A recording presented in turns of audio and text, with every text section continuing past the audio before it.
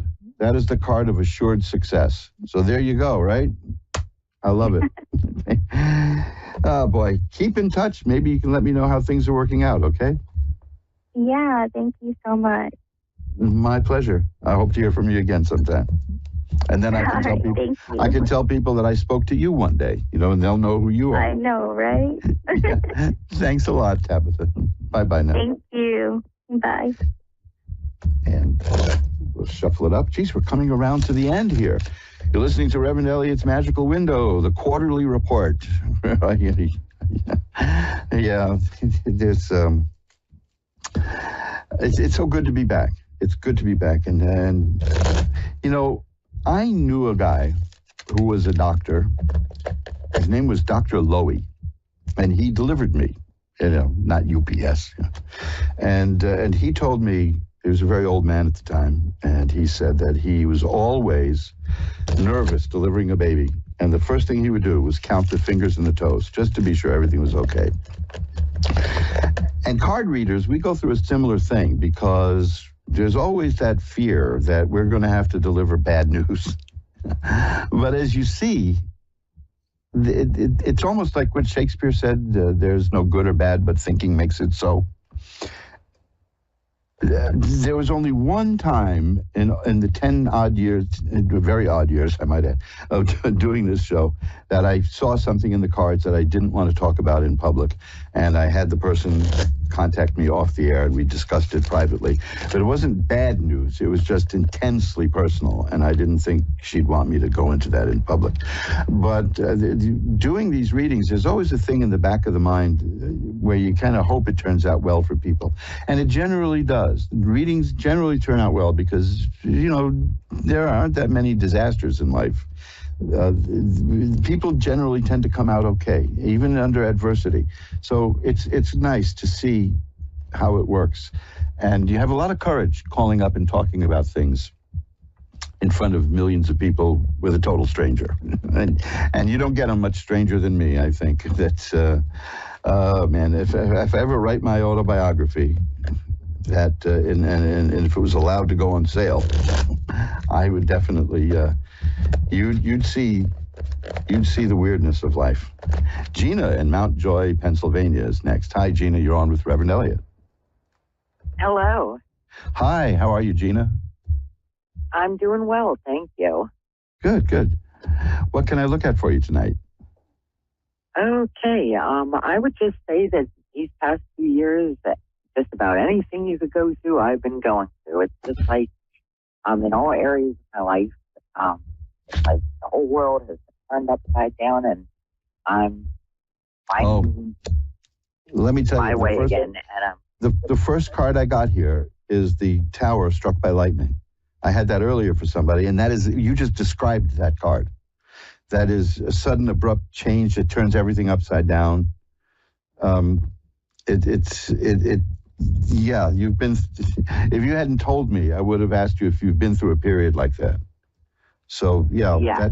That takes a lot of work. That's difficult times. I've got a card here, the Four of Swords, which tells me that things have been relatively calm lately. Is that so? Calmer than they've been prior in these past few years. Yes, right now. The key word. The key word is relatively. Yeah, but that's good. That's a card about taking the time out and kind of like resting in a way, and it's good. I see that there's been sadness. I see there's been troubles, and mostly I see a card here of great sadness. But I do see you working through that. I mean, here's the Magician card, for instance. This is a card of somebody who can take spiritual power from above and use it here on earth. The Justice card is here. You have been dealt a blow. You've been treated unjustly. And it will be resolved. You will have justice. You have been treated unjustly, am I right? Yes. Okay, because that's the card here. Regular listeners will know that card rarely comes up. So you're coming out of a bad time here, but the key is coming out, right? Coming out of it. The Fool card is here. Now, I want you to pay attention to that because there are times when things are going to look bad for you, and it can be very depressing. The Fool card represents the person who is the beloved of God. The person who gets the card of the Fool, if there's any negative cards in the reading, they're overturned by that card. This is a person with spiritual protection. Now, the magician showed me that you have spiritual powers, but this is a card of spiritual protection, that you have great spiritual protection. So you're going through an ordeal, and we can only hope that it's for a purpose, right? I hope so. Yes. Well, you're bearing up well, and and here's another one, the Six of Rods. The third time tonight I got that card. That means you're going to succeed. That's a card of not just success, but triumph. You're going to succeed over all these obstacles. I see that here. But just remember, it can be extremely difficult. That's the problem. I mean, going through these kind of changes, it may be good in the long. First of all, don't listen to anyone who says that whatever's happening to you is a blessing in disguise, because that is the kind of thing that just means you really got shafted. When somebody tells you that, right. A blessing in disguise. Yes, very little comfort in that. Yeah, it's not. I mean, you've been going through hell, and I see that in these cards, but I see you coming out of it. I see you coming out of it quite successfully. Remember the Fool card, please, because that is an important card. It rarely comes up in readings, and it is a card of great spiritual protection. And the Justice card, in case you are concerned that maybe you're not being right about this. If you think that maybe it's your imagination, let's say, no, this card is telling me that you have not been treated justly. And it's confirming that, and it tells me that you're going to get the justice that you are owed. I mean, when people say life doesn't owe you anything, sometimes it does.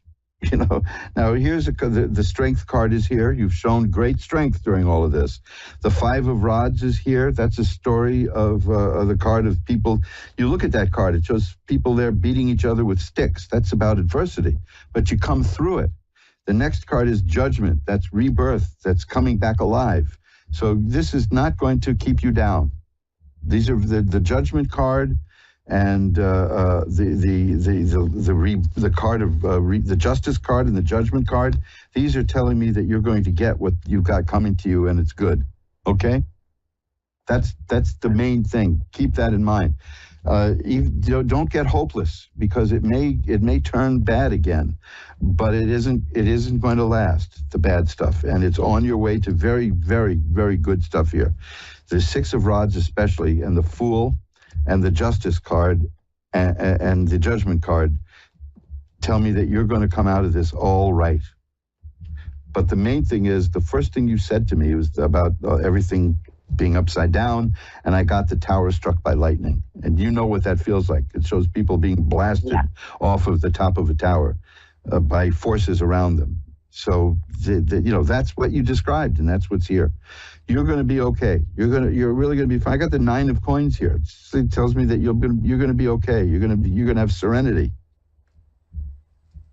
So, just if the road getting there is a little rough, just remember that the ending is going to be good. You're getting where you're going. Okay? It's just hard. It's just hard to see that light at the end of the tunnel. It's like trying to bounce a ball that you left too much air out of. It does every... Good description, yeah. Goes by. Well, I have the Eight of Rods here, and that tells me that your wait for the good times is not going to be very long at all. The Eight of Rods means whatever's coming is coming soon. So just hang in there and remember those cards. Remember the Strength card. AskOneRadio.com.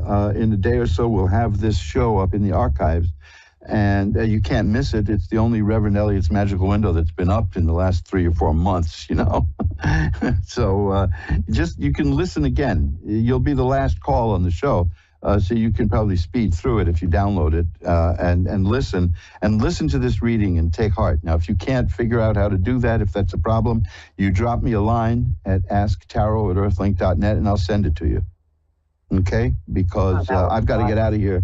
I have to get out of here in 3 minutes. So I got to wrap it up. But this is a good place to leave it. Here's the other one. The 10 of Swords is here. That means the worst is over. Okay, so you're getting close to the end of the bad times. Excellent. Keep that in mind, okay? I sure will. Beautiful. And if you need anything else, my email is asktarot@earthlink.net. It's one word, asktarot, okay? Thank you so much. That gives me some hope of, there is light at the end of the tunnel. There definitely is. These cards are excellent cards. They show a difficult trip, but a successful trip. I feel they were very accurate. Great. That's what counts. Thanks for calling. Bye-bye. Thank you so much. And that's it, folks. That's it. We've come to the end of the Reverend Elliott 2023 edition of Magical Window. No, I will be back next week. I will definitely be back next week. Now, remember, if you're interested in what I've been doing while I've been hibernating, because that book I was telling about, which is about psychic healing, you can find that at magic-works.com, magic-works.com. I absolutely painstakingly restored. The book was in pretty good condition considering that it was from the 40s.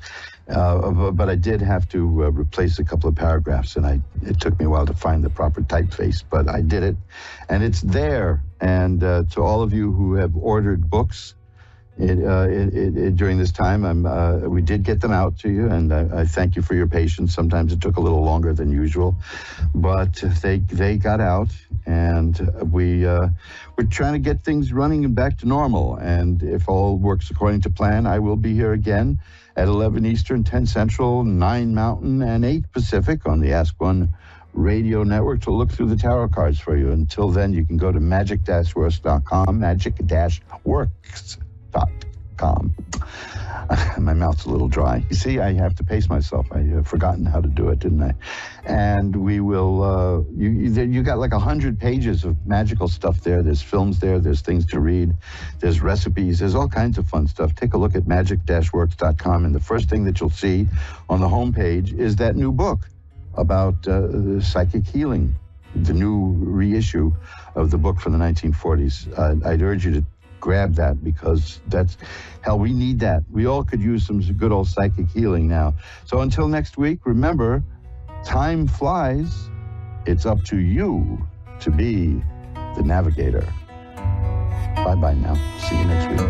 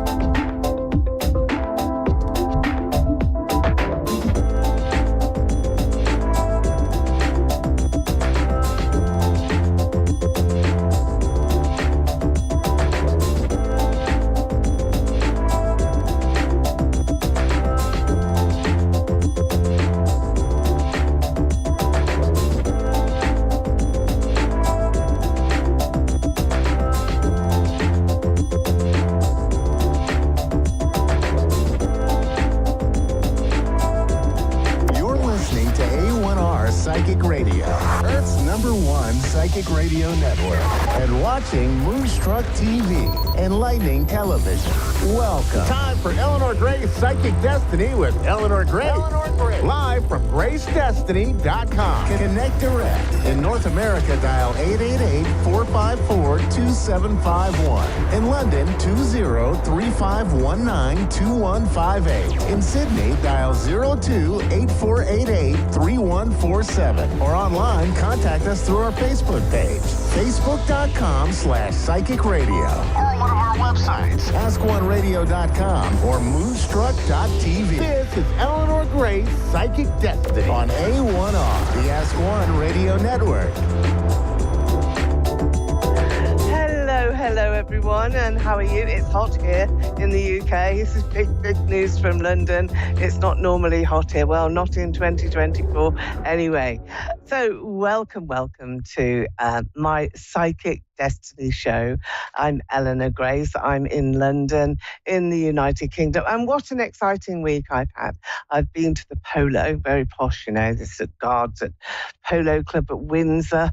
And we met the Duchess of Edinburgh, who is King Charles's sister-in-law. So, yes, very exciting times we've had.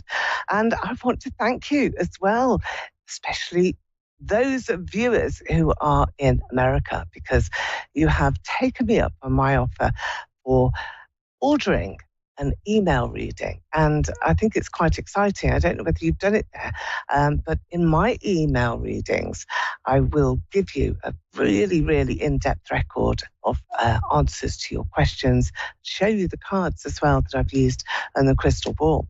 Now, today, I'm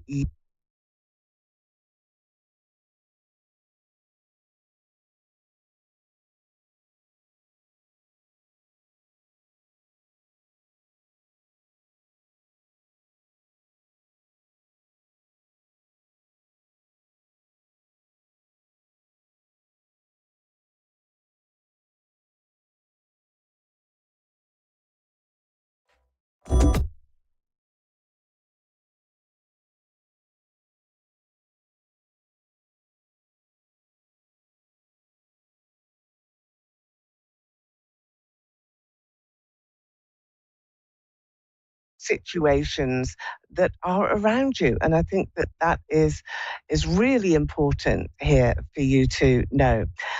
So let me just recap that one again. We have a crystal ball, which is amethyst, and this is bringing in love and responses to adoration, affection, true love, those that mean so very much to us. And when you want to have your email reading, then just put that in your questions. 2 questions, it's $25. It's not a lot of money, is it? But you can have a record then of what my responses are as a psychic medium, giving you an extraordinary record, really, of what you want to know about. Is your love life really going to work for you? So the amethyst crystal ball has it all, really. This is the one that we're using today. And I'm also going to be using cards. Now, I often use cards here just as a trigger point, really, so that you know perhaps a timescale, or you can see what events and circumstances are in fact crossing your path. And let's take a card. Well, we've got this one here, which is the Rider-Waite Tarot. And in this card here, you can see that it's one of success and celebration. And this is particularly around your home environment. So for those of you who are looking to extend your home, perhaps even make it a bit more luxurious, you know, bring in those home comforts. This is the week to start the plan, set your intentions, and get yourself ready here to perhaps even make a move. And that's crossing over a county line. So we've got love and adoration going on in the background with all of the hearts. And then we've got movement here in your cards. And that's really getting out there to everyone who perhaps has got to be thinking about opening a new door in your love life or in your home environment. And that's what we'll be focusing on and concentrating on today in our reading. So very exciting week. And we've reached, haven't we, the summer solstice as well. So we're here we're past the summer solstice, we're past the strawberry moon, which is a wonderful indication of good times and good vibrations for all of us. We need to make the most of it, and that's what our messages are to you.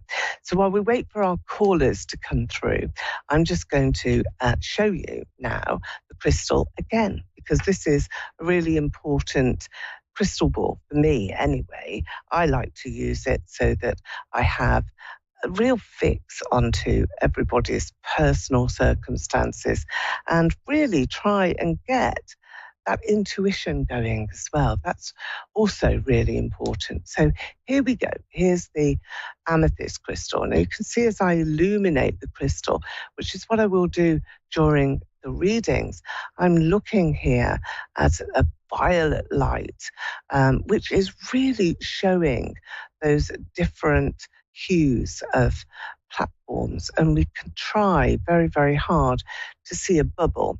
Now, if we look for a bubble that is inside the crystal, that brings us to a really special point where we are looking so very much at how we can imagine perhaps somebody's face in that bubble, or perhaps we can imagine as well that we have a really sort of strong focus onto events that may happen. Perhaps we can see an initial here in the crystal, and you can always just turn the crystal around here like this and really feel as though everything is beginning to resonate to you. So that's a little tip here on how to look into the crystal ball, how to have a peek into the crystal. And of course, I'll be doing that with live audiences in the UK coming up this weekend. So I have Natasha here that's through from Bristol in the United Kingdom. Hello there, Natasha. Welcome, welcome. Hi. Hi there, hi. Well, it's nice to speak to you, and over there on the west coast of the UK. So let me just take a couple of cards here for you, Natasha. I've got a hearts theme going on here today, which is really all about our hopes and dreams, what we're expecting to see in many ways as to what is coming forward now for this month. Few days left, that's all, and then July and August. Now for you, Natasha, I feel as though you've been quite lonely, a bit isolated perhaps, and deep thinking a lot about yourself and thinking a great deal about, I think your place in the world, your success rate, your status, your money, your achievements. Those are the elements that I can see just floating past you at the moment. Is that something that is concerning you right now, that you haven't really got to where your goals should be, and you're thinking, my goodness me, why haven't I got there? Why am I not in the right place? So don't be that hermit. Don't be that person that is going off, on your own, thinking a lot, wondering what is going to happen next. Be more proactive. You've got to be, because your success here is assured. And I do feel that this is a breakthrough time for you now, but you've got to push past some barriers. There are a lot of barriers that are here. And these barriers are really about your love life, I feel, because you've drawn the Lover's card, which I'm going to show you here. It's not the first card that you've drawn. You've drawn cards here that really do give you indications of positive outcomes coming through in the near future. But right now, I see a lot of upset, maybe some tears, some difficult situations for you, and some times where you really do have to make progress, and you've got to let go of difficult emotions, difficult feelings, and perhaps take a step back and just think, well, what was all that about? Is that something that's on your mind? Because I feel there's a man that has let you down so much, and you're just sort of saying to yourself, well, why? Why did that all happen? And why am I so upset? Or why am I trying to think about it too much? So overanalyzing is not the right thing to do right now. But what you can do is listen very, very much to your intuition. I'm having a look at the amethyst crystal, and this is a light shade of violet. It's a lovely, lovely colour. Okay, so who is Stephen to you, Natasha? a friend. Oh, is he? Has he been helpful, really supportive, and giving you a bit of a shoulder to cry on? You've been able to lean on him anyway. I can see his name here really appearing right in the centre. He really likes you. That's where I'm going to leave that one. But because his name has come through, I think he's likely to be a lot more important to you than you realise at this particular time.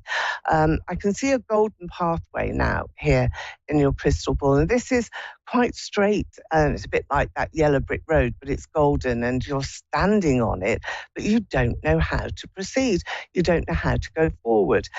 This is very interesting. So you've got to look deep into your heart now and think about yourself. Think about what it is that you really want.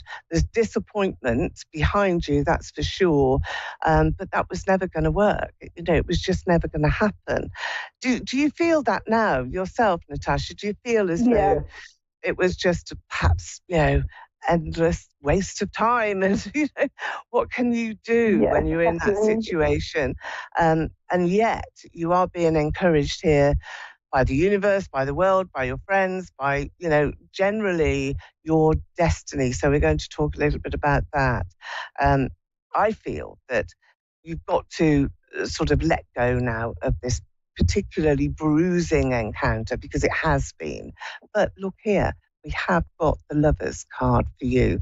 And the Lovers is really bringing you into vogue. And this is saying it doesn't matter. Doesn't matter really about the disappointment that you've had, because there's better to come, much, much better for you. And you have to trust in that process a lot more than you perhaps realise. Do you have a Sam or Samantha around you as well? Because I'm getting Sammy. What is that name to you? Does it mean anything to you? Okay.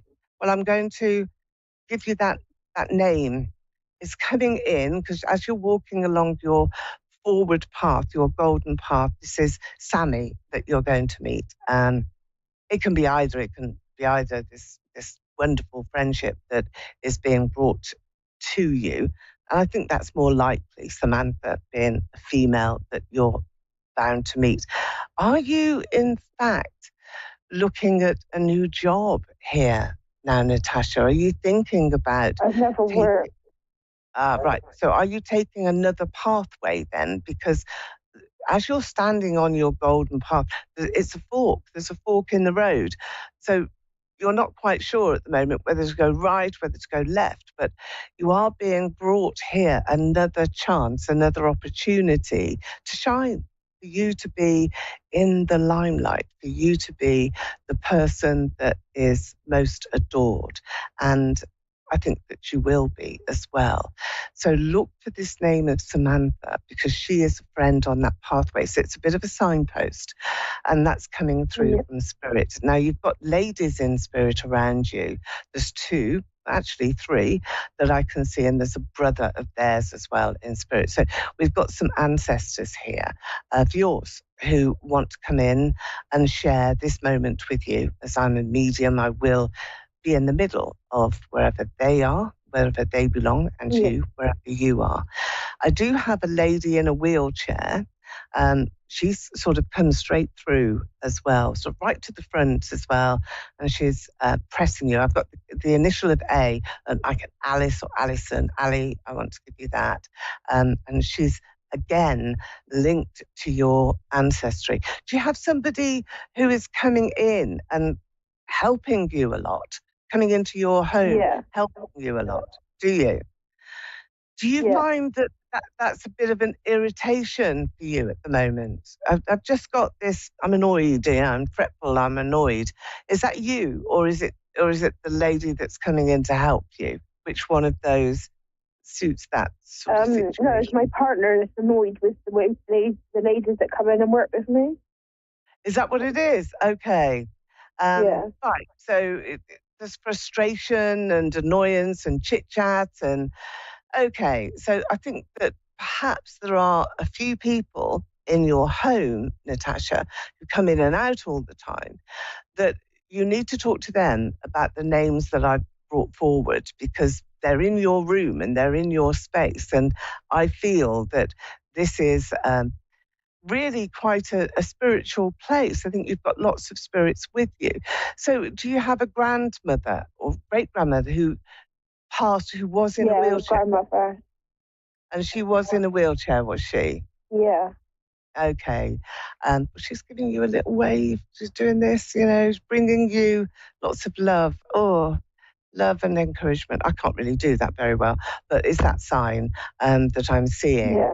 And I do feel that this new pathway, you have to look at whether you're going to turn left or right. So are you thinking of moving? Is this something that you would like to do? Somewhere that is... Yeah, I am going to be moving Monday.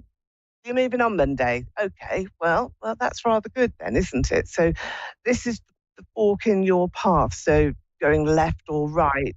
I think when you get there, you need to talk about meeting with your neighbours quite quickly, because I've got the environment around you really being fabulous. You know, this lovely environment where neighbours are helpful, perhaps not where you are now, but where you're moving on Monday, and less frustration. And the names that I've mentioned, Samantha particularly, will be an important connection for you.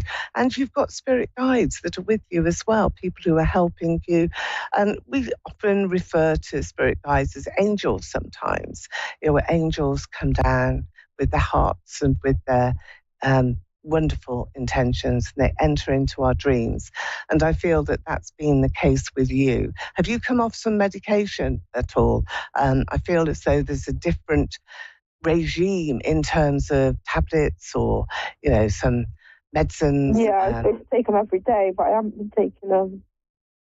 You haven't been taking them? Right. No.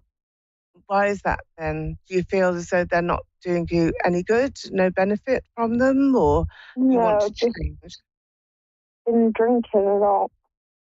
Are you? Yeah. Drinking alcohol a lot? Yeah. Okay. Just to numb my feelings, really. Okay, so that would be a bit dangerous then to take all the medicines. Okay, well, all that I'm connecting to here, because I'm not a doctor, and we can't give advice medically, and I'm not trying to do that. But what I am seeing is that you do need to really put yourself in front of a specialist here, because this lethargy and this, you know, difficulty that you've got is very much in part to the fact that you're not able to take that medication as you should. And there's so much more of you, and you don't need to drink. Do you feel that the numbness that you've got is because you've been so disappointed? Is that why you're taking this route? Okay. Well, look, the good news is that you're not going to be on your own in your life. You're not going to be really feeling isolated and all used up. You've got plenty of opportunity left for you to re-energize yourself and to get yourself onto that golden pathway. So the choice here is very, very strong. You go left or you go right, and you take the twist and the turn, whichever way is there that suits you. And I feel that that's going to be very important. But there's a long life ahead. Yeah. So don't be giving up. It's very important not to give up. Remember the hearts that are here. Have a look at this video again, and perhaps come through onto my website, which is gracedestiny.com. Maybe book in for a reading. I do lots of email readings, which can be quite supportive and helpful, or live video readings one-to-one, just like this. So you could do that. You're in the UK, so that wouldn't be too much of a difficulty for you. So have a look. But I'm going to thank you very much for coming in onto the show, Natasha. Can I just ask one more question? Quickly, I've got another caller waiting. About money. Do you see money being a problem for... Yeah, it is one of the cards that you've picked up. It's the second one. And it is all about money worries. Again, I think that you have to be a little patient, but I don't think that you're going to have an issue. There does seem to be some good news coming. So perhaps if you've applied for something, it's going to be lucky for you. So money coming back to you as well, a bit like a boomerang that you've already spent. So money being returned to you. So with that, we'll have a little look a bit closer if you come back for a full reading. So there we are. I hope you've enjoyed your reading now, Natasha. And I'm moving on to my next caller, who's Lisa. Hello, Lisa. You're waiting patiently. Lara, sorry, it's Lara. I read it. I definitely got my glasses on, you see. Hello there. Lara, hi. Hello. You're through to Eleanor Grace here. And how are you today? Hi, nice to meet you. And to you. I'm doing all right. A bit busy on this hot day. Okay, all right. Well, let's just first of all, we'll just pick a card, I think. Sort of any card from anywhere. Right, okay. So we've got the moon. And that gives you mood swings and it makes you feel very sentimental and it makes you feel a bit disgruntled and perhaps disappointed and anxious. The anxieties are there. Do you have a dog? I want to see a dog around you. Do you have a little dog? No, I don't have a dog. Although I would like to have a dog. Ah, well, I've got one here for you and it's running around and around and around. So if you want to have a dog, I've got one in spirit. It's coming. It's on its way, and you're going to have that dog running around. It's a small dog, very, very funny character, very expressive and clever, very clever. Anyway, that's for the future. Let's see what we have in the present here. Okay, need to ask a couple of questions here. Do you have a son or two sons, two boys? Around you? Oh no, I don't have any children. No children. So there's two young men here in your cards. They will be around you in some capacity, either near neighbours or friends or people who come into your home quite a lot, Lara. I'm going to give you these two males because they do seem to be very important and bring in a great deal of happiness. You've drawn the Sun card. So what I want to say to you is, have you come through a time here, Lara, that has been full of stress and full of difficulty? Because I do feel that there's been a trial. I'm seeing an image of you literally pulling yourself through the mud, through that terrain, which is so very, very difficult to manage. So this is reflective now of how your life has been, where you have felt that. And the good news here is that you've come to the end of that particular space and it's not going to reoccur. Now, I'm just bringing in the crystal again, which I like to do. This is the amethyst crystal, and it brings love and harmony into your life, and you could certainly do with some of that. There's a sister that I have here, and a falling out. So I've got some disagreement, either a sister or a close friend, but it's a person that would be by your side and a female who's in that role. She seems to be tugging at you as well, as though there was a problem and wants to be reconnected to you. Do you understand that image for me, please, Lara? Well, I do have a half-sister. We never really connected from my father's side. All right. It's difficult sometimes because they're not naturally there. You don't grow up with them. However, she is going to be pulling your jumper symbolically. That's a symbolic picture that I have here. She wants to be in contact with you. She wants to get your attention. Now, that isn't to say to you that it's necessarily a nice attention, that she could be quite destructive or quite annoying, but she is going to make a big, big effort here. Quite a lot of drama around this. It's happening in the near future. Want you to watch for September and early October. They seem to be times that are important to you. But there's a dramatic sort of scene. You're not in any danger. There's no harm here. This is all about emotion and feelings and projecting all sorts of negativity towards you. And it's not fair. It's a very unfair situation and not one of your doing. So remove yourself, take a step back whenever you feel it appropriate in that way. Now, the two boys, the two males that I see, are they connected to her in any way? Hmm? What was that? Are they connected where? To your sister in any way? I don't know. Okay. Maybe all work, maybe. Yeah, okay. Or what category okay. would you say? Well, perhaps family members or, people who are around her, so helping her, supporting her. In any event, it's external to you because you don't recognize those individuals, and yet I do see them crossing your path.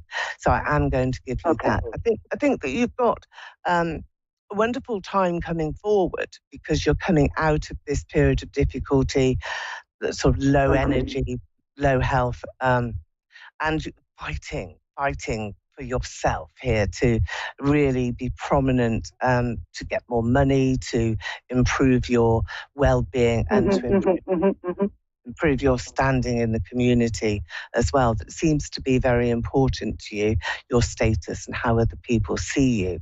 And yet you are very well regarded. So don't be, sort of picking holes in yourself like we always do, this mind and voice in your head saying you're not very good and you're not this and you're not that. You're wonderful, you really are. You're alive, you're here, and life is for living. And that's exactly what you will be doing.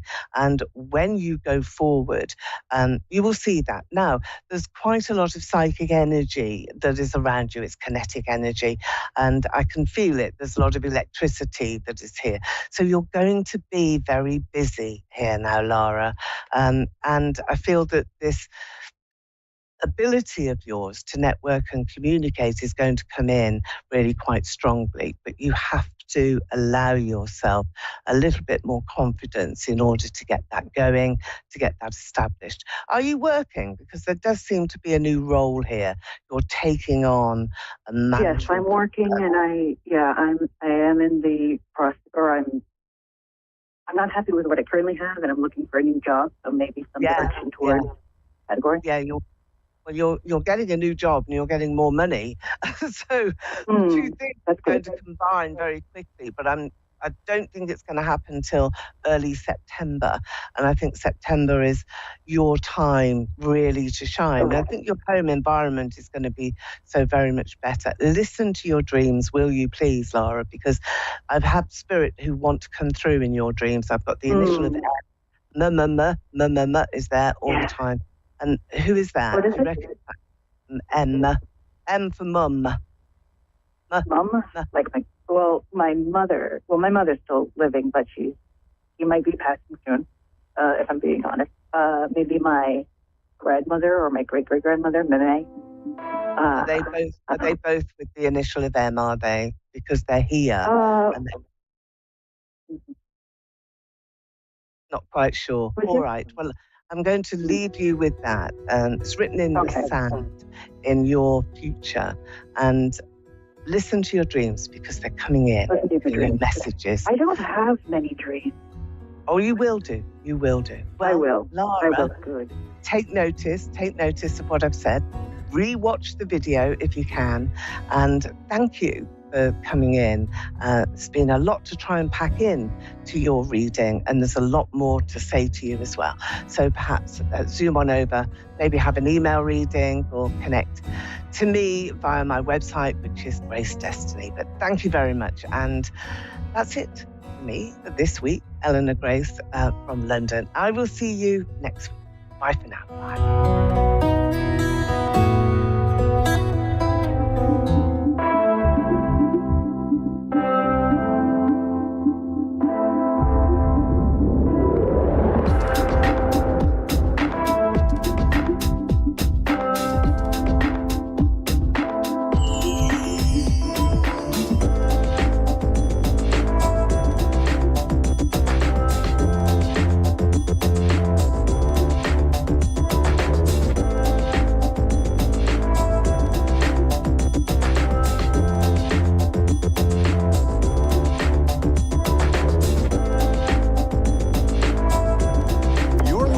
A1R Psychic Radio, Earth's #1 psychic radio network, and watching Moonstruck TV, enlightening television.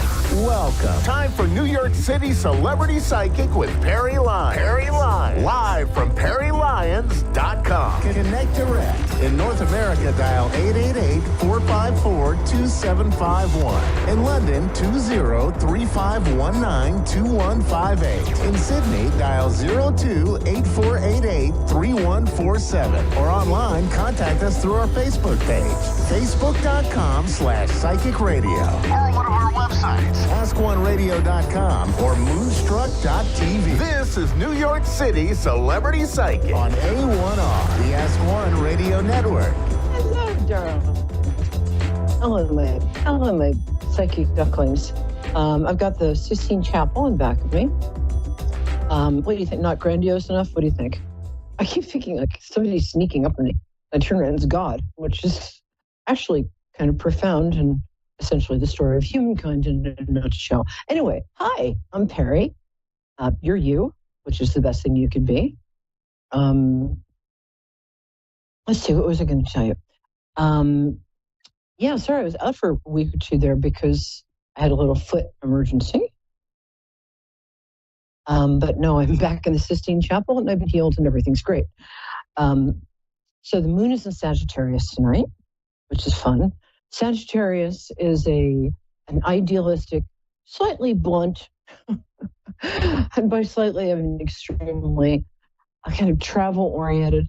It can be a little shallow, but in a really fun way. So we're going to let them have that sign. So when the moon is in Sagittarius, the day is kind of goofy.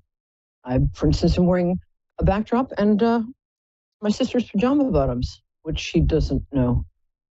They're her birthday present. And Tony, if you're watching this, I'm sending your present tomorrow. I'm just wearing it tonight.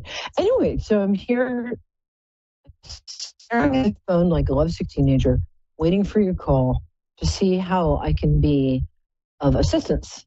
And I'm a real assistance. I may not be good at things like tying my shoes or breathing oxygen on a regular sort of basis, but I'm good at my job. Anyway, meanwhile, now that I've done bragging, I just do that just because I hope someday Ryan Gosling's going to be watching. He's going to be like, wow, she is good at her job. His wife has the same birthday as me. I think that's a sign. I think it's time for him to change over, right, Ryan? Okay. So this extremely glamorous last-minute bucket, I'm doing renovations in my house, is filled with tarot cards. We're going to do the tarot card reading for the week, so I'm going to pick 3 cards. You have been here before, I hope. If not, welcome. And if so, welcome back. So you know that the tarot psychic weather is just like regular weather, except fewer cows, less damaging to crops. And I shouldn't have watched Twister last night. We had so many tornadoes, I was saying, in Maryland. It's crazy. I kept expecting like Wicked Witch of the West to bike past my window. I'll get you, my pretty, and your little dog, too. Okay, hi, Christine. We're just going to do the psychic tarot weather. I'm going to pick 3 cards. Do you mind hanging out while we do this? I'm going to ask you because I'm already getting stuff for you. Yes. Okay, I love no people problem. named Christine. No, I'm just really excited. You've got nice energy. Okay, while you're waiting, and for my listeners and viewers at home, and now our listeners and viewers, Christine, I share them with you. Christina, I'm so sorry. Yes.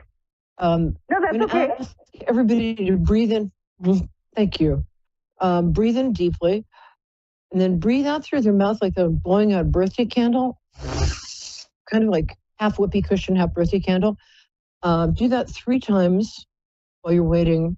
Concentrate on what you want to ask, and it stimulates the vagus nerve, not the vagus nerve. Vagus nerve is where you wake up in a strange hotel room in Las Vegas with a sex worker and no idea of where the last 20 years went. The vagus nerve, however, but enough about my personal life. I'm very ADD. Really, seriously, if ADD was people, I'd be China. So this is for that's really interesting. You know, I've never picked a card upside down in the show before. my friend Nancy Strauss gave me these cards, and I love them because they're people of color. Well, I'll show you in a second. It's not just, plain old milky people. Well, it isn't this particular card, but so this card is for the beginning of the week, so today and the next couple of days. And as you can see, if you're holding it right side up, I think I just ripped my sister's pajama pants. If you're holding it right side up, it's a guy or a girl, whatever. He's kind of non-binary.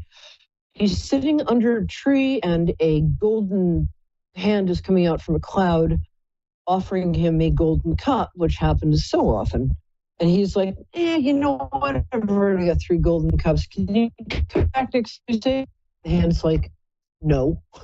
However, upside down, the reversed meaning of this card is good news. It means that an opportunity you thought you had lost forever, or you're too old for, or too tall, or too short, or too fat, or too thin, or all that crap we tell ourselves, which is totally not true.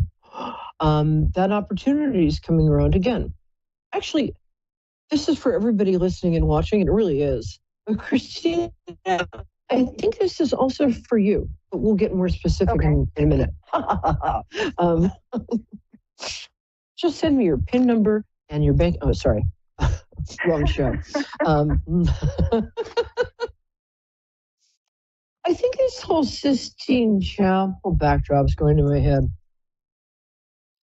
Again, this is interesting for the middle of the week, which is like the weekend. This card looks like it's a bummer. It is not a bummer card. It's actually a good card. It means, the dude is, this is what I mean. He's a gentleman of color. It's awesome. Not oddly, but unusually for 1905, when this Rider-Waite deck, this is the classic one, was first created, the woman who did the illustrations was half Jamaican and half Jewish. In other words, our kind of girl. So this card means that you think you've missed an opportunity. See the 3 golden cups, and he's facing them, and he's like, way. But if he turns around and stops that hideous whining, there are 2 upright golden cups, and he's got, everything's fine. Stop whining. Not you, him. Anyway. Okay. And, oh, wow. Freaking love this week. And here we go. So all of this introspection and all of this, like, wait a minute, perhaps it's not too late for me. I can do the thing. So it's time for you to do the thing. This is the card of starting to do the thing. Because God is work.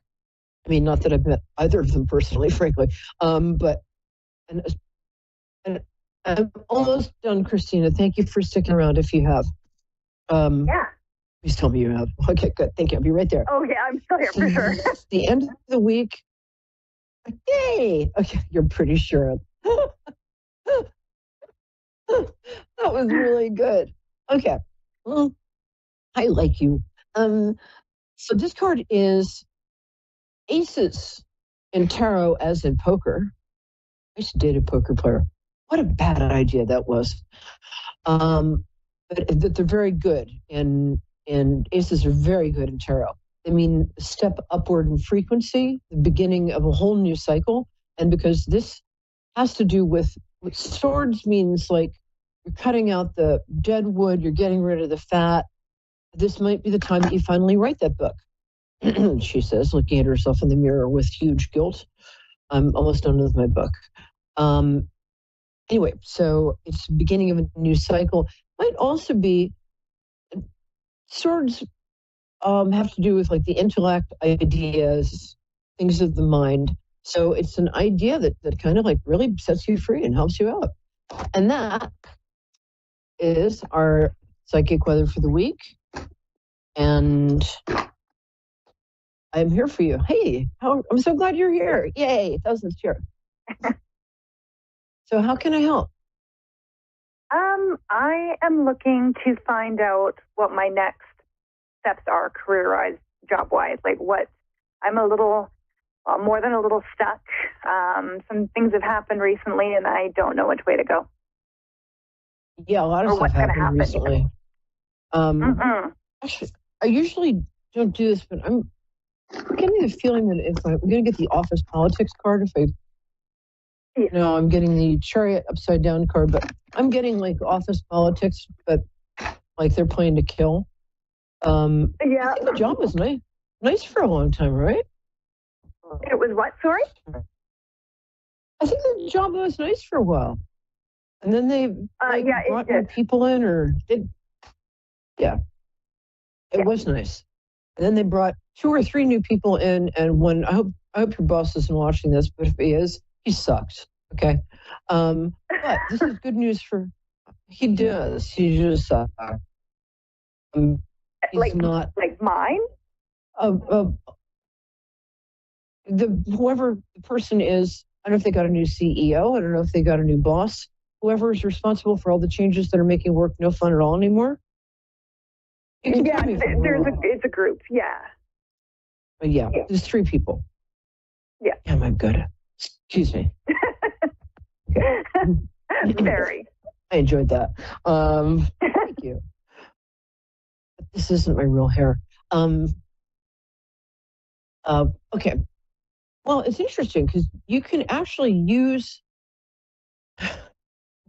My guides sometimes use very odd figures of speech, and they said you can use a coworker, as a springboard out of there. So, of course, now I have a mental picture of you in a bathing suit. You look great, and you're using the person as a diving board. And I'm like, I don't think that's going to go over so big. No. Somebody you work with, although, people have very strange tastes. So, there's a guy there, an older gentleman you've worked with for at least 4 years. I think you can trust him enough, because he is not thrilled with the new regime either. Is he like a graphic designer type of person? What does this guy do? It's more sales based. Okay. Oh, he looks like somebody I worked with at Scholastic. It was totally irrelevant. But a good guy. And okay. He has his ear to the ground. He knows who's hiring. You need to take a step up, young lady. You're playing too small. I want you to get up every morning, look in the mirror, and say, I'm a magnificent, divine being, and I'm going to send all of my money to Perry Lyons at 18 beat. No, never mind. It's a great affirmation. Try it.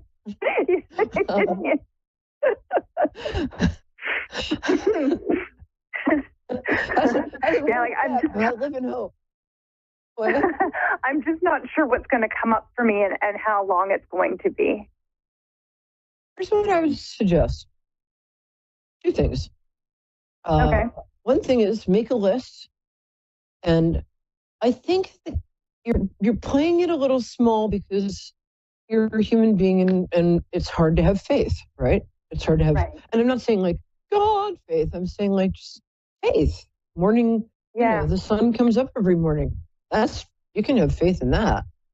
And groundhogs eat my strawberries. I can have faith in that. That sounds really dirty for some reason. Anyway, actual groundhogs just ate my. Never mind. You can have faith because you are incredibly likable. I've been doing this show for 6 years, and your vibe is like, I'm coming are you in Ontario, Vancouver? All of my friends in New York are from Toronto. So, Winnipeg. Cool. Yeah. What is it? I love Canadians. You guys you're smart and polite and kind. Oh, that's so sweet. You have no idea how much I needed to hear this today. Oh, really? I love my best girlfriend. One of my 3 best girlfriends in the world, Katerina, is from Toronto. Ashley's from Toronto. They're all great. Nice. You know what it is? My friend Leslie. It's you guys are very civilized.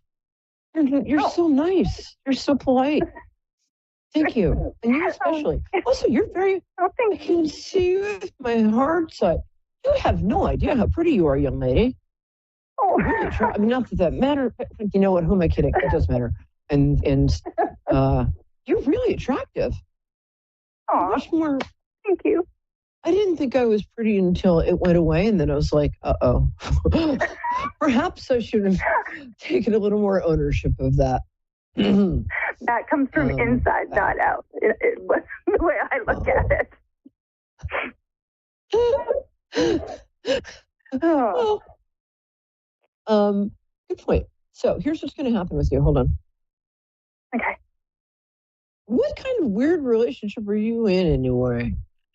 I can't tell if you're either single or you've been with somebody for a long time, because the flatline kind of energy is very similar. That sounds really awful, but I can't take it back now.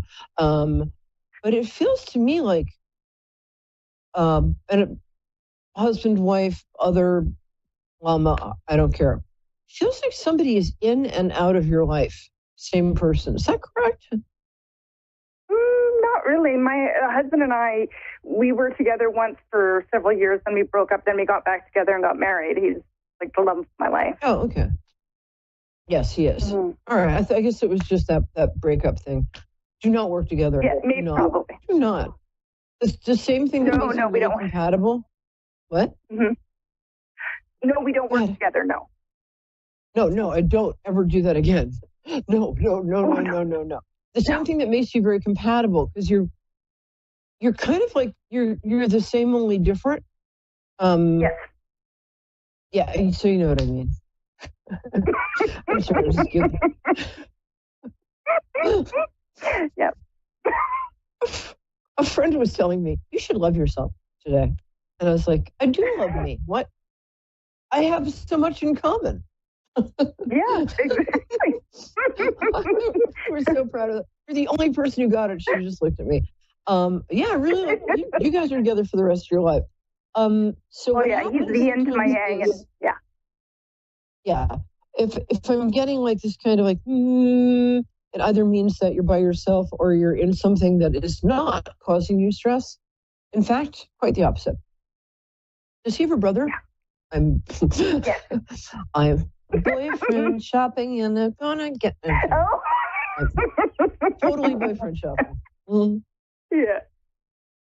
I'm a very good cook. But this isn't my real hair. Okay. Let me get serious. Here's what's going to happen with you. It's actually going to happen fairly fast. I think within 2 weeks, I would manage to wangle your way into a conversation with that guy who's been there, or a guy who's been there a little while, who's not going to rat you out. Because believe me, the management situation, it's only going to get worse. They don't care. I mean, they less than don't. I mean, they would, if they could stop you like cockroaches, they would. So time to leave.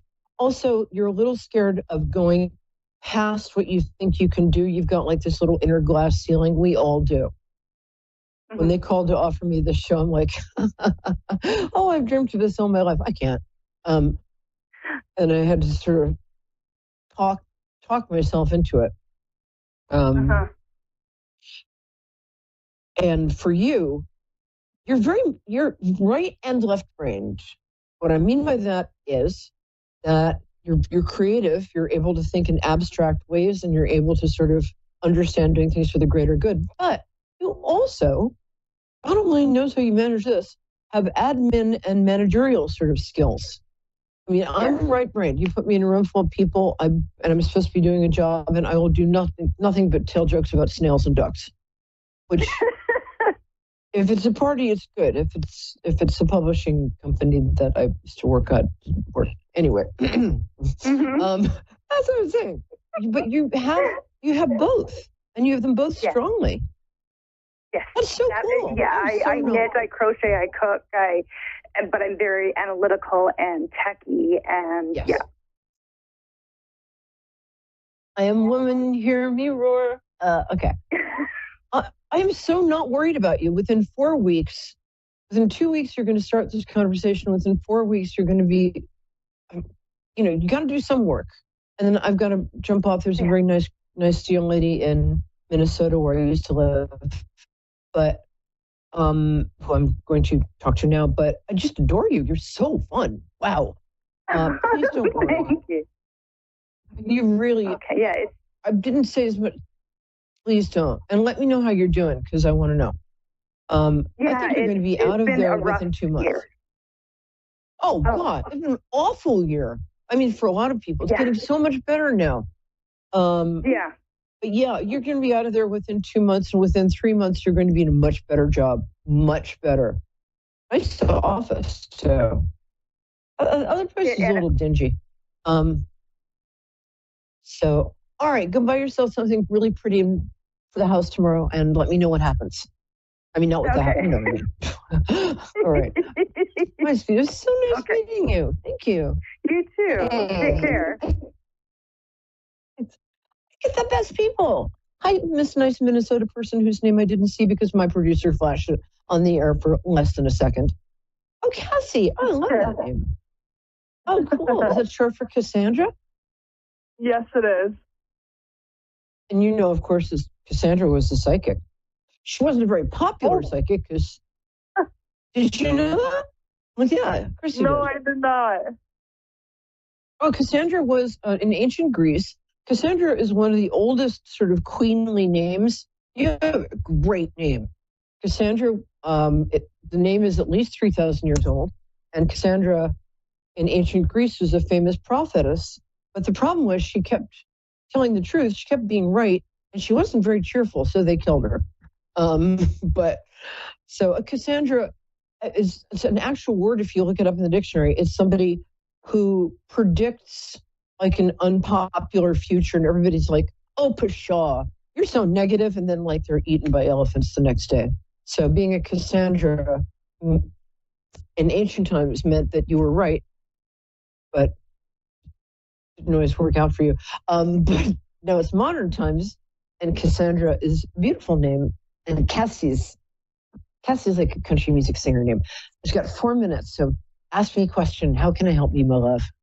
So I was just curious. I recently applied for a new job, and I'm just curious if that line of work, even if I don't get that job, is that something that I should continue along that path and try to pursue in that field? And I also was thinking about going back to school as well. And I wasn't sure if that was like for my highest good or if I was even dabbling into the right things. And I guess I just have questions about career and education. Okay. We have 3 minutes, so I'm going to talk really fast. But luckily, I'm a New Yorker, and I'm good at that. The first thing I want you to do is close your eyes and go into your tummy. And just ask it, is this the right career path for me? And tell me if it says yes or no. I got yes. Cool. I agree. I think you can do both. I think there's a way that you can finagle, and I don't mean finagle in a bad way. I think what's going to happen, is this something more scientific than not? I mean, it's legal work. Okay, so, but it's left-brained, as I should have said. Sorry. But it's interesting because you will be segueing into something that has to do with medicine. Are you becoming a paralegal? I am a paralegal currently. Well, that's what my degree is in. But I'm also a Reiki healer as well, and I do energy healings, and I want to study psychology to bridge Reiki with mental health. That's a great idea. I'm writing a book about this very thing. I would take the job because the first 10 years I was doing the psychic work. I was also the personal shopper at Louis Vuitton in New York City. Having steady work, having a community it's what you need right now. Okay. I think interestingly, you might go into. I do see you going back to school. There's a really good school near you that you can get into, but now I don't know. I've forgotten where. Oh, you're in Minnesota. I used to live in Minnesota. I love Minnesota. Really good schools there. There's some sort of neuroscience, forensic psychology, and tap dancing. No, neuroscience and forensic psychology that would be a perfect fit for you. You're essentially talking about the body-mind connection. I love neuroscience. I'm a neuroscience nerd. Yes, you are. God bless you for that. Well, for those of us who are agnostics, random fluctuations in the space-time continuum, bless you for that. You're fine. I'm not worried about you at all. Not even a tiny bit. We've got 60 seconds. So it feels like you have a supportive partner. Is that correct? Well, I'm just started still kind of seeing somebody, and he's very, very supportive in anything that I do. Okay. I'm going to take that as a win. Yes. I think you might wind up long-term with him. He's not what you expected, but I think he's better than you expected. I don't think he's your... Yes. I don't think he was what you were expecting physically. Does that make sense? It's yeah. Yeah. Damn, I'm good. You got two of the happiest years. You got really happy times coming up. Just be a little careful when you... maybe I'm projecting because I hurt my foot last week. You can sometimes... You're a little accident prone. So be a little careful about that. Watch where you're stepping, okay? I don't want you stepping on glass or a skunk. All right. I've got to Zoom. I love you guys. I'm so glad you called, Cassie. Guys, come back next week. I'm Perry Lyons, New York City celebrity psychic on Moonstruck TV and A1R Radio. Yes. Love you.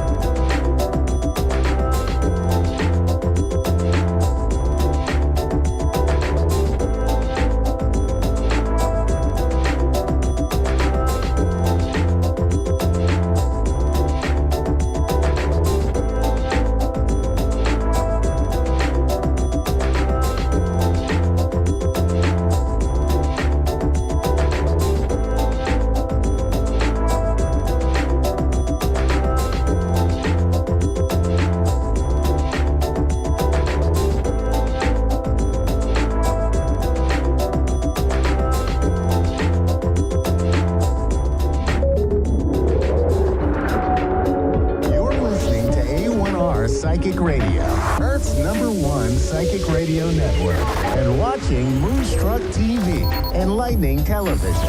Welcome. Time for Readings by Diane with Diane. Live at readingsbydiane.com. Connect direct. In North America, dial 888-454-2751. In London, 20-3519-2158. In Sydney, dial 02-8488-3147. Or online, contact us through our Facebook page, facebook.com/psychic radio. Or one of our websites. AskOneRadio.com or Moonstruck.tv. This is Readings by Diane on A1R, the Ask One Radio Network. Hi, everybody. It is Diane Jarecki here at Readings by Diane. Thank you for being here with me today. Welcome to my show. You can find me outside of here at readingsbydiane.com. I'm on Buy Me a Coffee at Readings by Diane, Instagram at Readings by Diane 603, because I'm not the only Diane out there who does readings. It's kind of funny. And I think that's it for my social media. And my website is a blog. I post a new blog post every Friday. I put up new YouTube content. Oh, that's the other place. YouTube at Readings by Diane. I put up YouTube content, high quality educational stuff about the cards and reading them every week. I'm doing a series on cartomancy in general, which is talking the Tarot de Marseille and playing cards that I read, and then also one on Lenormand. Check them out if that is something that interests you, and like and subscribe to support me over there. And hello, Vanessa, up in Canada. Hello. Hi, my northern neighbor.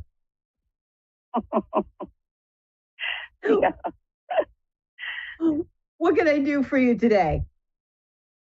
I just want to know, I mean, it could just be general, but I'm really focusing on my money and finances right now. Okay. No, that's a fair. All right. So you want to know what about that? Just how it's going to go, because I'm not currently working right now. So I have very limited income coming in. Okay. Fair enough. And I'll tell you what, I'm doing a lot of manifesting work, like watching videos on YouTube and doing some reading and stuff that's all about you don't earn your income, you allow money to come to you in various ways.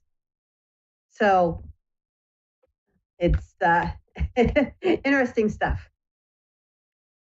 Check out Kathleen Cameron. She's got some really good things. So, all right, let's take a look at the energy around your finances for the next year. How's that? Because I give it a 1-year time frame when we're not giving it something else for a time frame. Sure. Okay.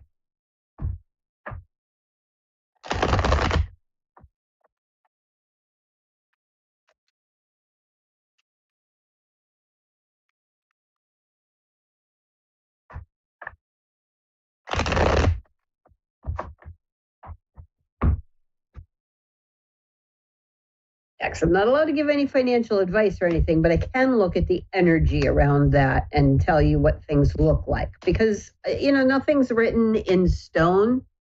All right, Vanessa, please understand that. So if you don't like the message here, if it doesn't turn out well, then don't take that to heart, because it just means you need to make changes. And I'd have to do a private session for that, but I could take a look at that for you and see what kind of changes you could make, or you can do some of this work. And if you reach out to me by email, I'll send you a link to a book that's really good for that. Okay. So the first thing that came up is the Death card with the 3 of Swords.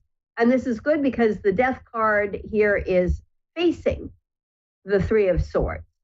The blade is facing it. So since the Three of Swords I see as being aggravations, things that are stressful, minor strife, things like that, this is being cut out. Okay? I also see in the threes we can have some breakthroughs. So this is like his blade is coming across and these two swords on the outside that are hemming you in and like blocking energy out. That sword is breaking through that. And that is followed by the Page of Swords, showing me that that's something you are trying to do, but at this point don't feel like you know how to do it. And so you're kind of unable to take any concrete actions right now.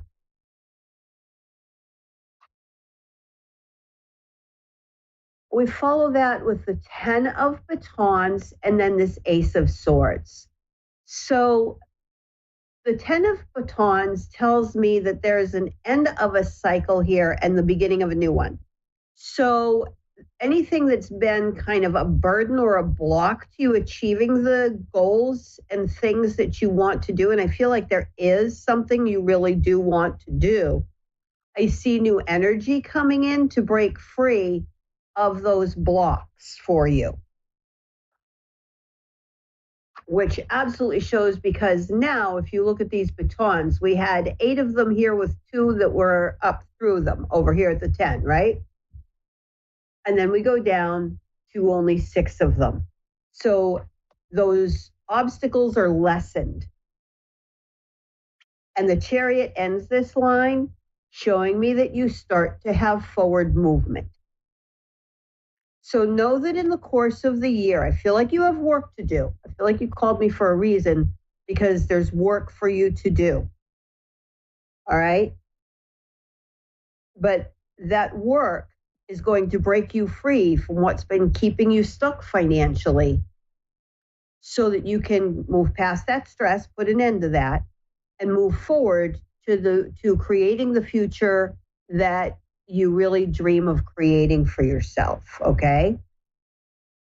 And I also look at the 2 cards at the bottom, what I call the shadow pair or the surprise cards, which show me the Hanged Man and the Empress. So there's a delay in this, but you're going to be stepping into your power and taking control of this. So whatever's standing in your way right now, I'm really seeing these cards as showing that you are going to move past that. All right? And I feel like you're on the verge of that starting to happen.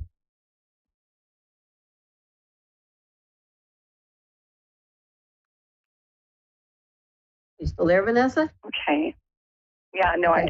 I was writing some things down. So. That's okay. That's fine. All right. Just want to make sure there was like no noise. I want to make sure we hadn't lost you. Well, Dave's good about knowing about that and taking care of it for me there in the background. All right. I'm going to pull a few oracle cards too for you, Vanessa, just to take a look at a little bit of a deeper nuance on this energy. And see what other information Spirit wants to give you about this right now. Okay? Okay. So, this is interesting. It's interesting the order these came up in. So, the first card that came up is New Life. So, there is new life coming into this financial situation for you, okay? Or you have started a new life, or will be starting a new life relatively soon, but you're at a fork in the road. So there are decisions to be made, choices to be made. I feel like you need to decide on steps and then start taking them. And this card, Orphaned, I feel like this is the feeling you need to get rid of. Okay, you need to heal this. Because this is your block. This is what's holding you back right now and keeping you from being able to make those choices. So it means you feel like you've been abandoned by somebody or in some way by something. Does that make sense? Yeah. The death of my father. Mine died last year, coming up on the 1-year anniversary very soon. I understand that one. So the tribe, your vibe attracts your tribe. So you need to heal this feeling of being orphaned by getting out there and finding your tribe. Those people who are going to support you and love you and help you heal. To know that you are loved and accepted for who you are and supported in moving forward into a much better future. Okay? Right. So I feel like as you start doing the healing work, those people are going to start coming into your life. The serendipity card didn't come up, but your tribe will come to you through serendipities. All right? So I feel like once you start opening up to the absolute unlimited being that you are and doing the work to heal some of the trauma and pain and grief. And it makes sense when you said that about your father, because we had the death card with the 3 of Swords, which obviously was also partially literal. There can be layers of meaning. So it's that grief and loss from that as well that's holding you back right now. And I don't feel like he'd want you to hold yourself back because of that. It's time to shine. All right? Yeah, like I do believe that as well. I don't think he would want me to be obviously in that. He wouldn't. He would want you to shine, and he knows more even now on the other side of how magnificent and beautiful a human being you are than he even did when he was here. Okay? Because now he sees your soul better. All right? Because remember, that's what we are. We're a soul inhabiting a body. And he's still there. He's still around you. I talk to my dad all the time, especially when I'm like, I have to tell somebody this and I have nobody else to tell. I'll start talking to him. And my sign for him is Blue Jays. Favorite color was blue. His nickname was Jay. Blue Jay was his call sign on the CB. Figure out a sign. Tell your dad that's what you want for the sign when you know he's near and listening, and then talk to him. All right? He's there. Yeah, he's sure. listening. He's still loving you. And he's still supporting you.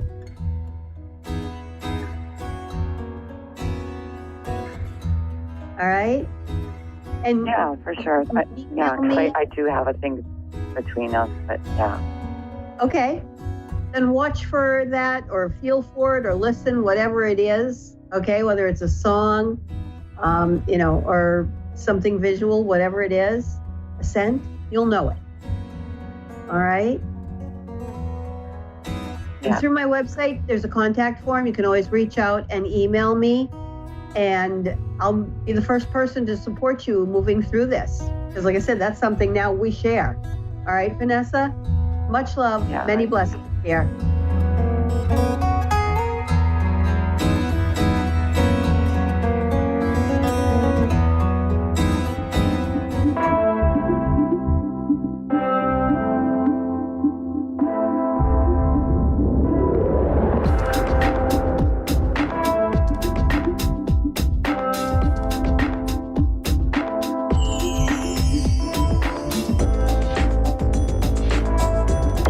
listening to A1R Psychic Radio, Earth's #1 psychic radio network, and watching Moonstruck TV, enlightening television.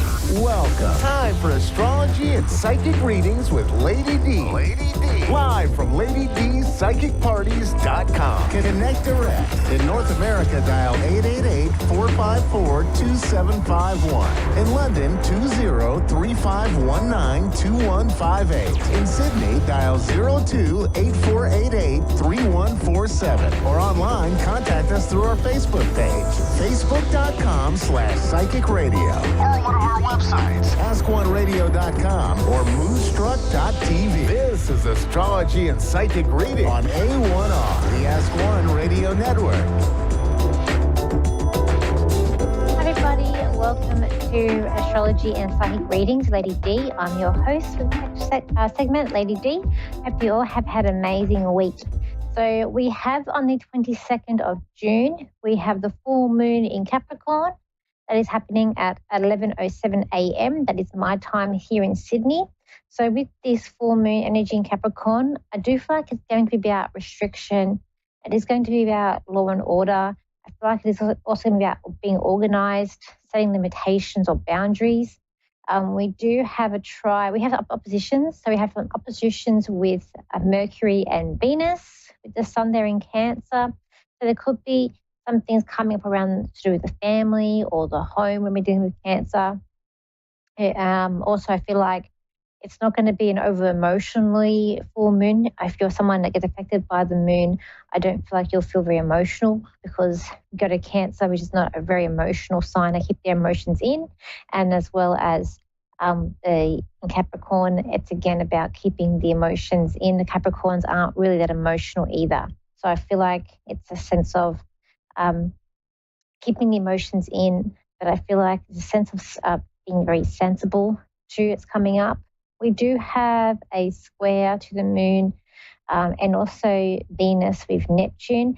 And I feel like that is going to bring up you're not wanting to have people play mind games with you or looking out for people who are trying to either like attach themselves or playing little tricks on you. I feel like that's going to really get you off edge with that for this week ahead or with this full moon that's coming in. We do also have some sextiles. We've got a tri to Mars and a sextile to Venus and Mercury to Mars. And I feel like that's going to really get you motivated to doing what you need to do. But also I feel like it's about motivating yourself to set certain boundaries and limitations with people, being able to say no. What I've got for this week with that full moon energy, I've got here time to put things in perspective and in order. No time for playing mind games where I get that square with Neptune. Seeing things straight down the middle. It's like black and white with Capricorn. Time to take a breath and have a step back and get ready for big changes to come in. Set yourself free of limitations. And I feel like this full moon is going to bring about, like, you don't want to hear things about like nagging. You don't want people who are nagging you. It is not a time to be stubborn, but Capricorns can be a little bit stubborn. I feel like it's not neglecting what needs to get done, expand knowledge, which equals power. And I do feel like it's going to bring up things like taking a stand. So you might have to like step up the plate, which you can do in that Capricorn energy. We've also got coming up this week, probably this full moon, there's a tri to Mercury and Saturn that's bringing up. It's a tri, so it's positive. So I do feel like it's about being able to think about how to get your way out of issues or problems that are coming up, making you feel very resilient, and you're talking your way out of certain issues. By the end of the week, we are going to have Venus, which is also going to be trying with the Mercury and Saturn there. So I feel like it's about being very resilient. Any issues financially that are coming up, or about relationships, you're able to talk your way through them or get through them with ease. You're being very creative in your problem-solving skills this week with that aspect as well. So what else have we got coming up here? It also could feel like this week, like the juggling act is happening up, like trying to juggle certain things around. I feel like that people that are sort of bugging you might be getting on your nerves this week, not to play the fool this week. I feel like you're very straight down the middle, getting things done. getting yourself, I feel like it's going to be about all on time, like setting a timetable, being very structured, keeping yourself on time is going to be important this week. And I feel like it's not, don't let certain words or people that say certain things to you worry you. Like really like just brush them off this week. But I feel like the energies that are going to come in. So let's go to the caller. So we've got here the chit share in Cherie in Pennsylvania. So hi, Cherie, how are you? Good, how are you? I'm good. How can I help you today? I was just trying to see if there was any messages from my parents about my kids and their health. And you're in the house. Let's have a look here. Yeah, their health.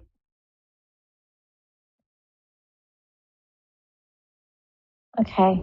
I keep on getting, I feel like about the house, I don't feel like they want the house to be sold. Like they don't want a house to be sold, is what I'm getting. Your father, he could be quite, he's telling me, I feel like I've got a man here, he's telling me he could be quite stubborn. So I feel like your dad, quite stubborn. He does have, like, his hair, I feel like is like short, very short. If he has hair, like it's very short. I get a sense, the way I see him is that like light colored, like fair, like light colored hair. Your mum as well, I get like quite fair as well. Her hair, I get like it's around more like above shoulders. But I do feel like there's a curl to her hair, and parted sort of in the side on the side. I do feel like with your mum, like she was very lovely. I feel like she liked to wear like a neutral lipstick. Like I see, like she showed me lipstick, but to me it's more like a neutral color. And I feel like she liked to wear clothes. Like she liked to wear clothes that were nice, but also at the same time like comfortable too. But I feel like she did like look nice, but the clothes were also comfortable. They would fit nicely on her, because she would dress. She knew how to dress for herself. Because I feel like she just showed me how she is. But I feel like that their house is very is important, especially to your mum. I feel like their house is very important to her too. Like I feel like she wants his house to be like shared. I feel like we want it to be shared around people. But are you going to sell the house? I feel like they keep on telling me about the house not being sold. Not her house. My kids' health. Oh, health. The okay. health. Yeah. Oh, health. Oh, okay. Okay. I still feel like they love their house though. They're still going. I feel like when it comes to their house, I do feel like they like their house. I feel like the house they had they liked their house. Yeah. Okay, let's have a look. Oh, okay. So I keep on going on about the house. I was like, okay, it's not changing. Okay, your kids' health. Okay, is one of them got like a bit of a flu or like a cold or like sinus? No, I don't think so. No. I'm getting one. I feel like if they're not, I feel like they're going to get like a cold or flu. I see like a temperature with them, so I do feel like there is going to be like a cold or flu. So is it 3 kids altogether? But there's 2 that you're worried about. There's 2 of them, but one that I'm more concerned about.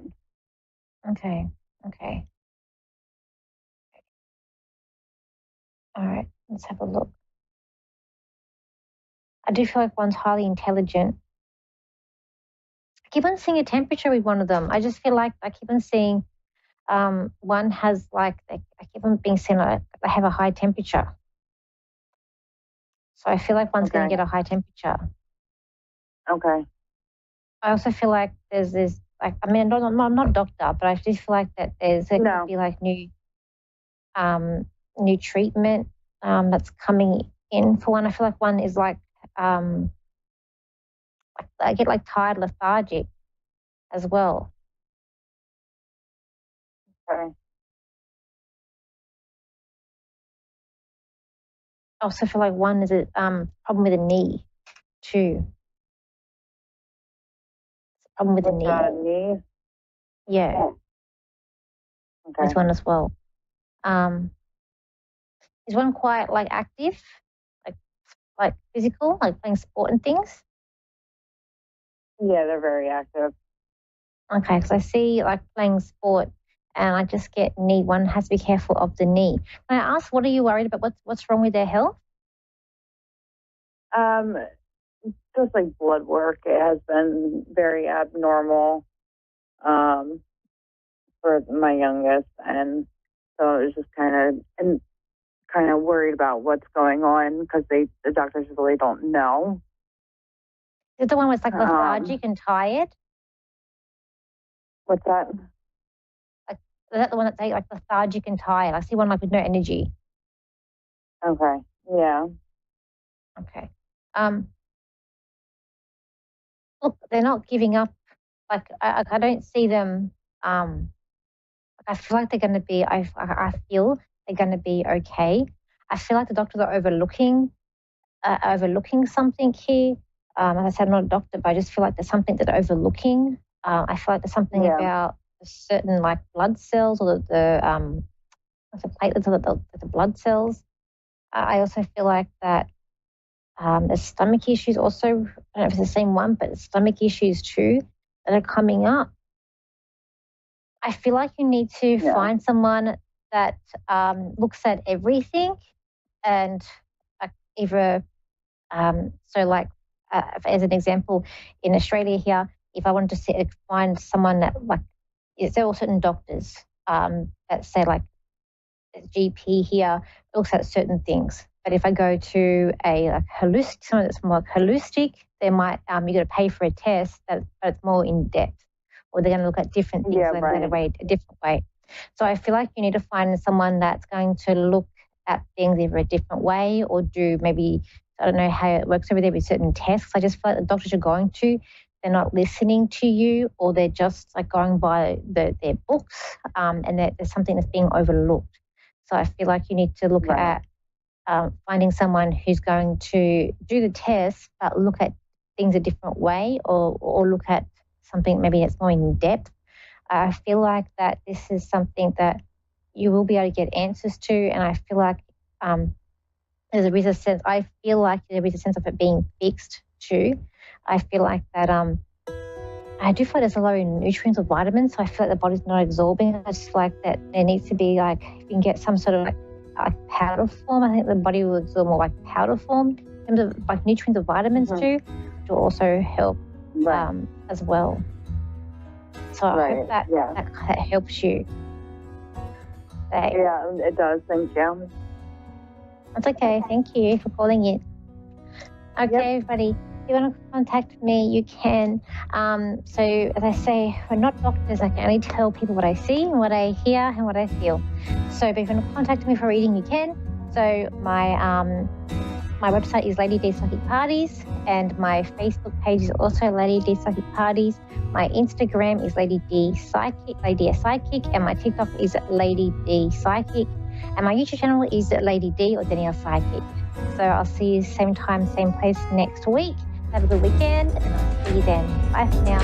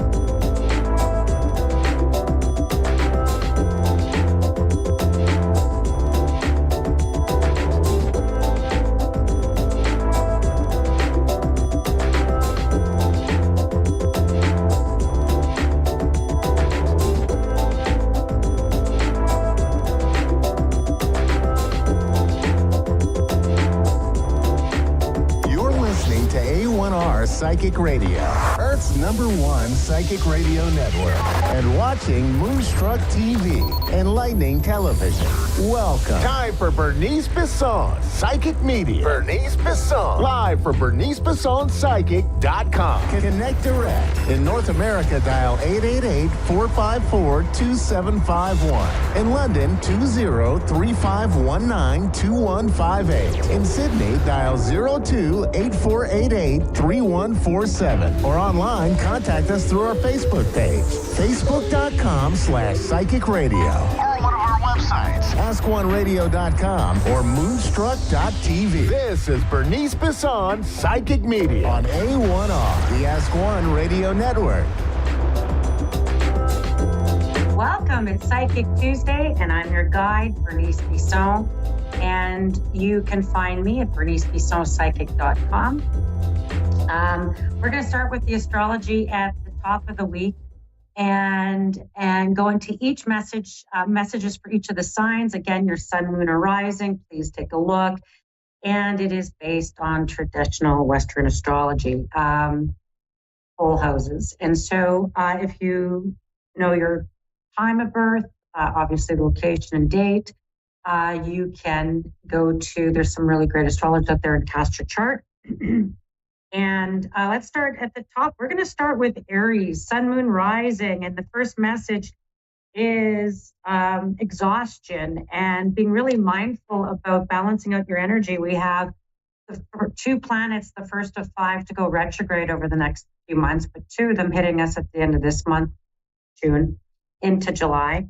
And so exhaustion, and be careful with that, Aries, that you don't tucker yourself out, that you don't expend your energy and don't keep any for yourself, that you make too many commitments that you can't possibly keep. It's time to maybe have some vacation time the next 10 days, maybe a couple of days downtime, a couple of days to yourself. Your mind will be going amplified, and you could be getting all kinds of messages and signs and symbols, and your sleep could be feeling restless. But just know that it's just a time to sometimes maybe stay still and be patient, and that you don't want to exhaust yourself because you don't want to get summer cold and then just feel like you're run down all summer. And it's just the start of the summer, Aries. So remember that over the next 10 days, keep some balance in your life there. Tauruses, sun, moon, or rising, excitement. It could be some stuff, reconstruction, new ideas, things to look forward to in the fall. You could be hearing about changes coming at work. You could be hearing about changes in the structure of things there. You could be really making changes within yourself to rise up against the negative. You could be dropping negative ideas about yourself, self-talk, old goals that you might have had. You could reorganize, reorder, or redo them. You could even reorganize or reorder people in your life where you've spent your time and commitments.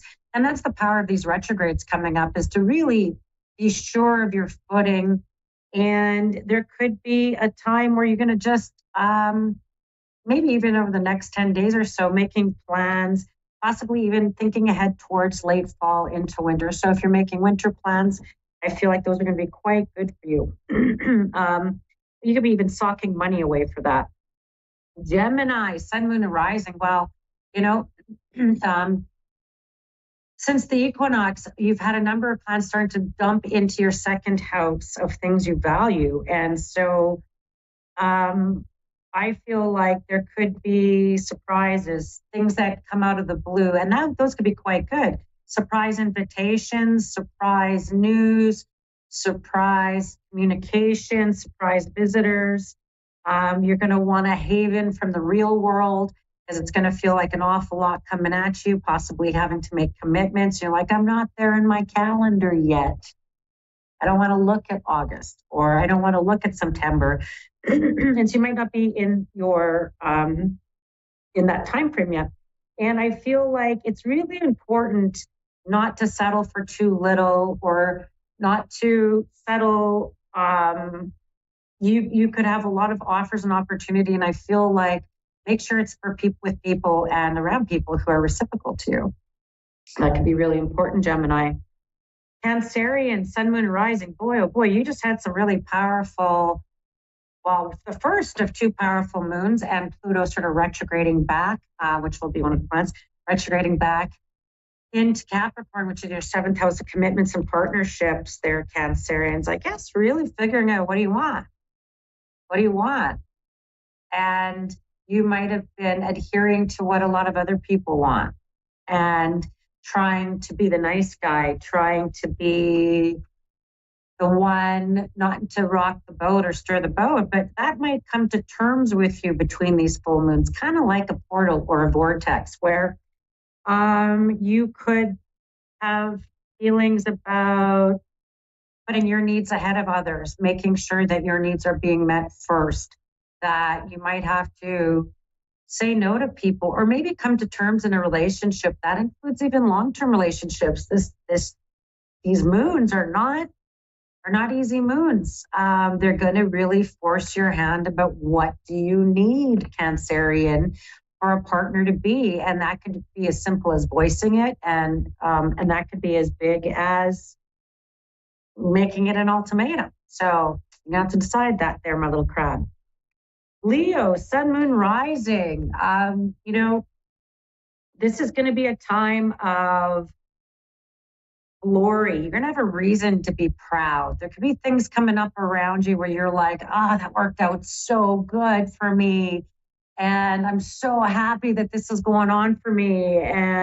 But you could get pulled in other people's stuff. You could have to be sorting out things around partners, companions, including yours or someone else's. You could be having to take care of these practical details of life while you're like, and I have such great plans for the summer, and you're almost feeling guilty about it. Maybe you're feeling like, and you're at a place where you might be feeling very faithful or loyal to that friend or companion or child or family member.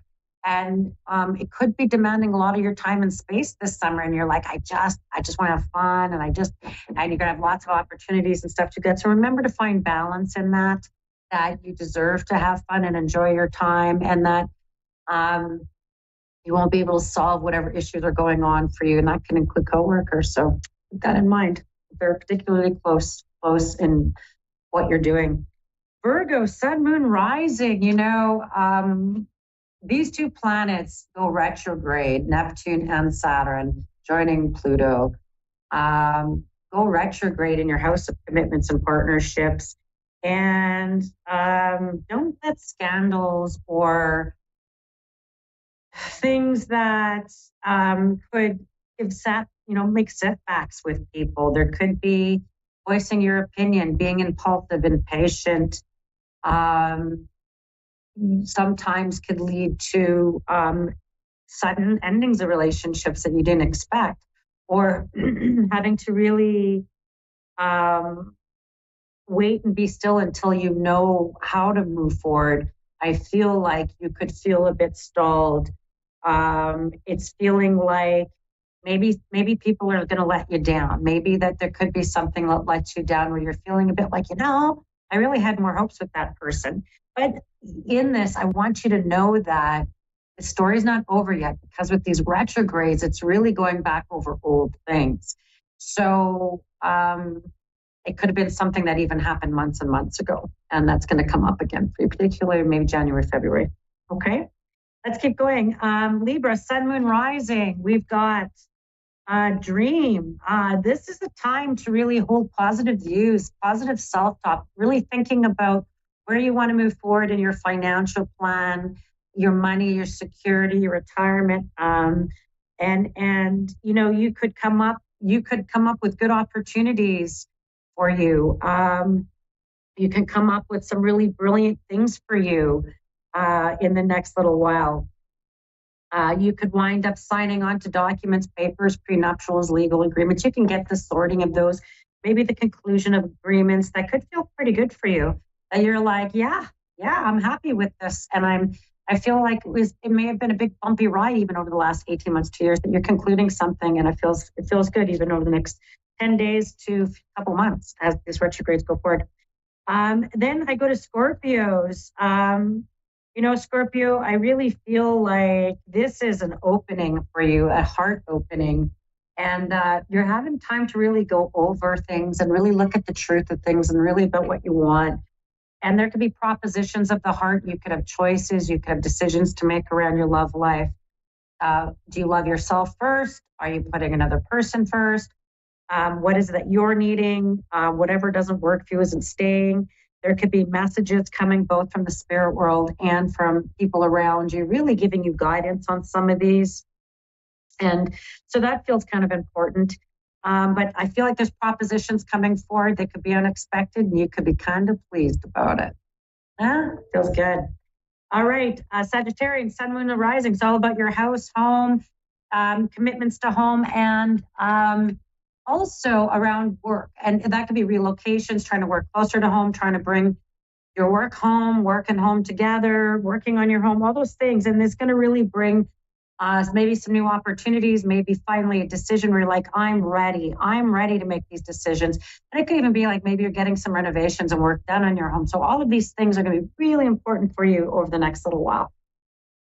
The next 10 days particularly, it could just be opportunities to work closer to home or have more days there. All right. And then we've got Capricorn, Sun, Moon, Rising. Boy, oh boy, you're in a portal right now, Capricorn. And you could have some unexpected luck, unexpected opportunities. I feel like, and that could come out with the old and in with the new. Like you could have unexpected endings and unexpected beginnings.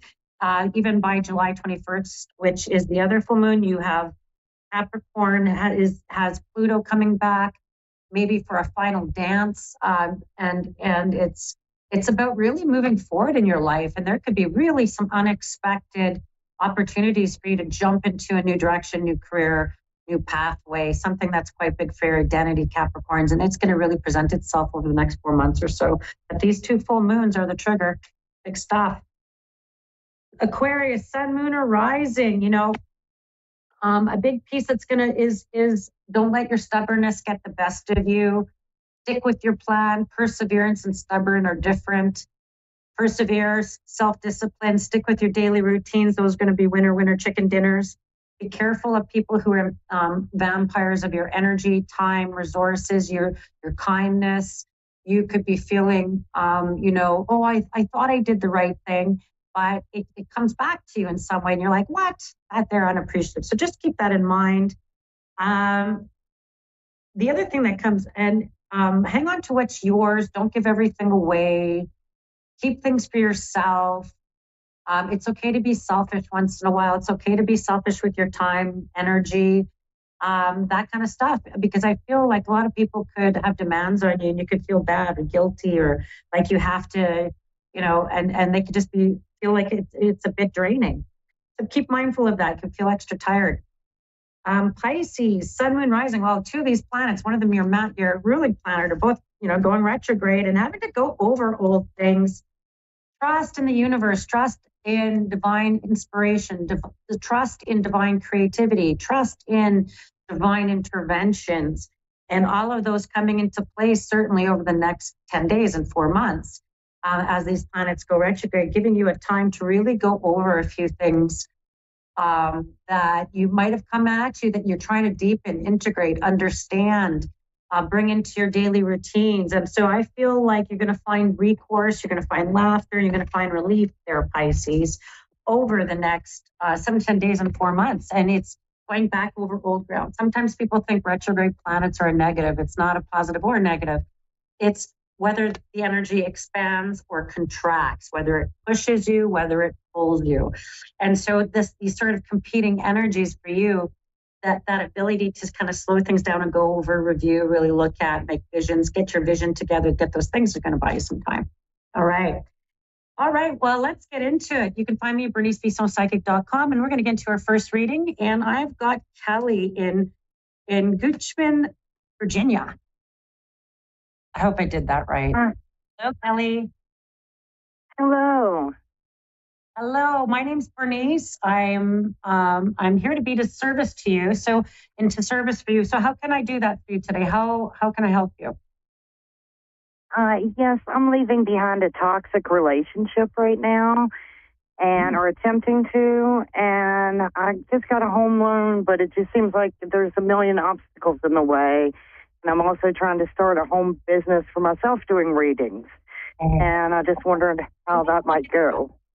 Let's look at those. Okay, let's start with the day and month of your birthday. Do you mind sharing? I do not. It's Valentine's Day, 1975. Aquarian, all about you, girl. Okay, let's talk about this. So I'm not surprised you're having a few obstacles and power struggles.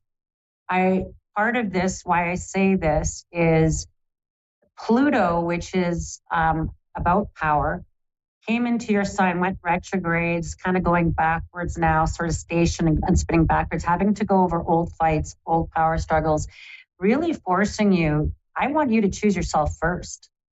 Toxic relationship, I'm like, girl, choose yourself first. I really love that you're embarking in your spiritual, creative endeavor. You can even write your own tarot deck or make your own cards or create your own reading.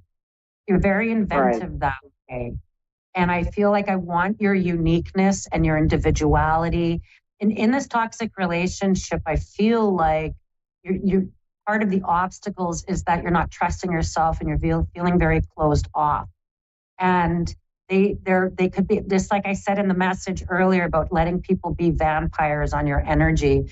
As much as you're very altruistic and want to like lift the group, because you won't leave anyone behind. I know you, like in terms of that Aquarian astrology, you're really about compassion and empathy. That's probably is what makes you such a gifted reader in your modality. And that this is a time for you. And as Pluto retrogrades back and then goes full bore forward into November, and then into your birthday with a whole bunch of joining celestial bodies in your sign, is really empowering you to move forward. So between now and your birthday, you're really going to be empowered to move forward. So don't start beating yourself up about getting pulled back and forth in this relationship or feeling you have obstacles. I want to break that down a bit. Even when we get to July, August, I want you to I want you to pull back your power and pull back your energy that you have invested in this relationship. And that does not mean I don't want you to make a decision. I don't want you deciding anything just yet. All I want you to do is pull back your power. And I want you to take that power every day. And I want you to really develop your modality of reading. And I want you to channel that passion energy, just like you're a painter, just like you're channeling all of that beautiful energy forward. Because I feel like it's almost like the universe is testing you, and it's testing you in a way to stand up for yourself, call it out, call it quits, call it the end. Because sometimes Aquarians have problems with that. They go till the bitter end, and then they're kind of wishing they didn't. And so there's something about someone could be also struggling with some health stuff that seems to be factoring into your decision in some way. And yes. And I feel like you could be feeling, oh, but I feel guilty. Oh, but I feel this way. I feel like I want you to pull your power back from that. And I want you to start focusing in on your reading and really channeling that beauty, like that energy, because I almost feel like you can alchemize that really negative draw, and you could really alchemize and pull your power back, offers you protection. And then I want you to really start focusing on your readings, because that is your ticket to freedom, is your ability to take on clients and work and get money and moving and your independence. And that's the place, because I feel like the more energy you spend trying to understand and figure out what's with this person, they already showed you. Oh my gosh, girl, on psychic to psychic, I struggle with this myself in relationships, because I see the light in people, and sometimes I ignore all the stuff that I'm like, oh, but I see their light and I know I can work with them and help them raise their vibration. Don't. Yeah. You need Definitely. that. That's been my Yep. life lesson, just as a sister, and that has been my life lesson as well. And so, please channel that beautiful energy that you have to empathize and really get into people's soul and psyche to really help heal and bring that love and that energy. That's the place I want you to focus. And that in this relationship, you don't have to. It's gonna end itself. I don't know what to tell you about this, but you could choose to say, "Oh, fixing." No, sorry. You're moving into a time. Sorry, Aquarian. I'm sorry. You're moving into a you're time. right. You're going to let it go, and you're going to move forward, and you're actually going to shine your light. You've never had a chance, even as a little kid. You never had a chance to shine your light, and now we're entering into the stage of and now you're entering to an age of Aquarius. I need you to know who you are. I need you to know and be able to really shine that, because you guys are, you really have an ability to be unique and different, and the world kind of needs your beautiful energy now. So I'm going to ask you to focus there. Yep, definitely. Okay. And you were so spot on. When I was growing up in the 80s, everybody thought I was a weirdo because it was not even known what I was. Oh, I love it. Love it. And now you're being understood and seen and really coming into your power. Don't let someone dim that for you right now. Okay. This is your boundary. This is your life issue. This is your karmic lesson that you are putting closure to. Okay. Yep. Thank you so much. Many blessings. And I'm going to send you lots of love and light. Thank you so much. Yeah. Thank you. And back to you. Thank you. All right. All right. We have Michelle in Michigan. Michelle. Hi. How are you? Oh, I'm beautiful. And I'm so happy that you've been able to join me. And I'm going to spend the rest of my show just talking to you. Awesome. My name is Bates, and I'm a psychic from Winnipeg, Canada. And how can I be in service for you today? How can I help you? So I'm actually in my master's program right now, and I'm almost done. And I'm having doubts about it. And I don't know if you see anything with this new career I'm about to take on. Okay, let's reflect a bit. What's the day and month of your birthday? Just the day and month. The day and month, 9/16.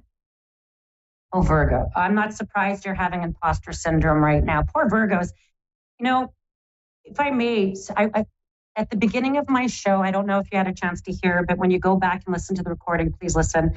But Virgo, going through a time where I'm not surprised you're feeling challenged. You have two major player planets in astrology that are across from you right now. And structures and dreams and visions are what they kind of rule, and they're going retrograde. So making you question, making you go back, making you think about imposter syndrome. Now, if I may, I think a lot of people who are in their master's or doctoral get all freaked out right before it's about to finish. And did I do the right thing?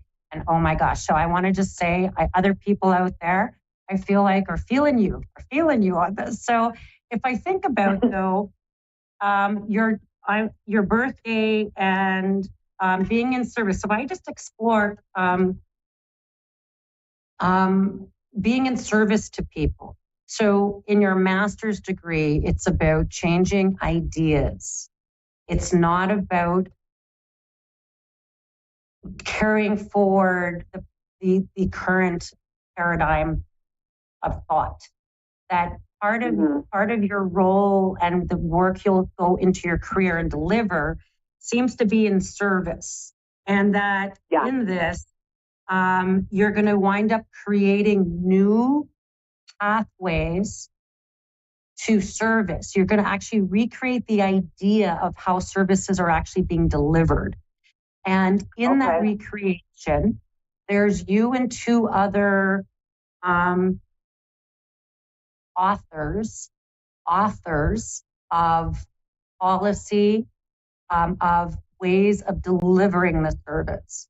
You're going to go into a new job that's I feel like going to pop up. I feel like even by October, or there's going to be this new job, and that you're going to go into with a lot of excitement And then there's going to be some frustration because you might be walking into an old system of care or an old system of delivery. And that part of your role will be to develop it and it's gonna get to a place where you're gonna have to bring people's mindsets together. And I feel like my girl is gonna be the challenge, is gonna be trying to bring maybe old mindsets and trying to really introduce new ways of service delivery and cooperation.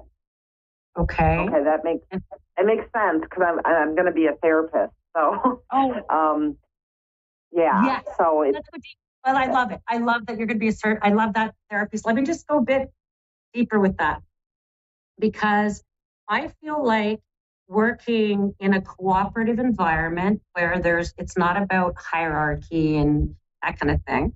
I feel like your therapy, there's something about the types of modalities you might go into.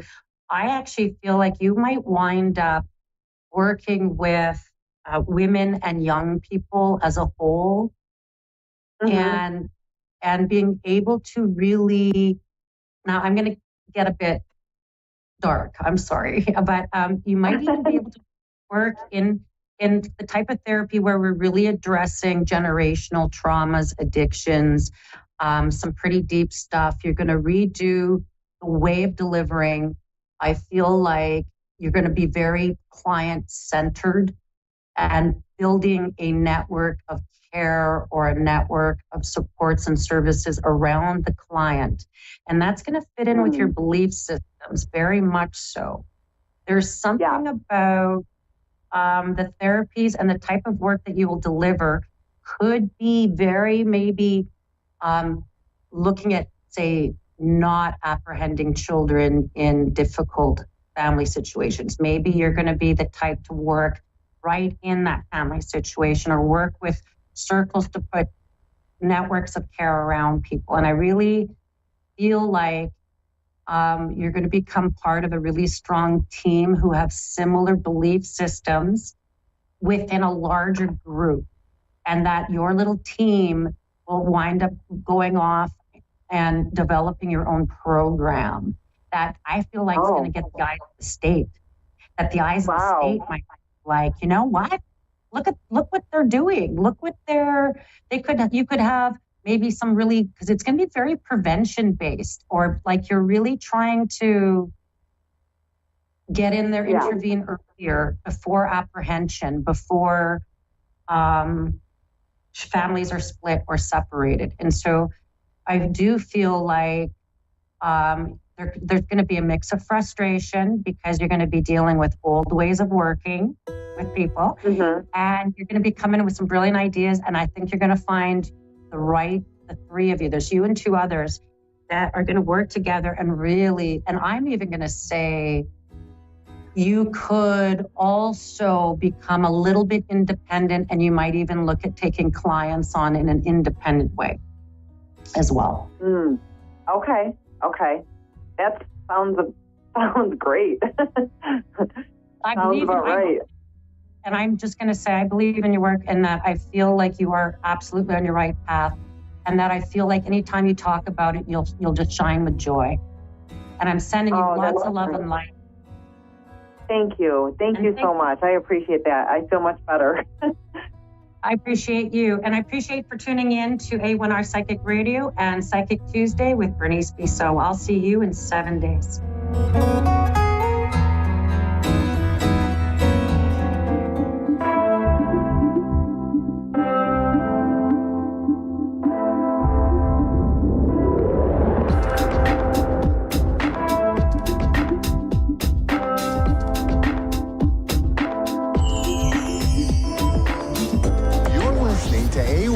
Psychic Radio. Chart's #1 psychic radio network, and watching Moonstruck TV, enlightening television.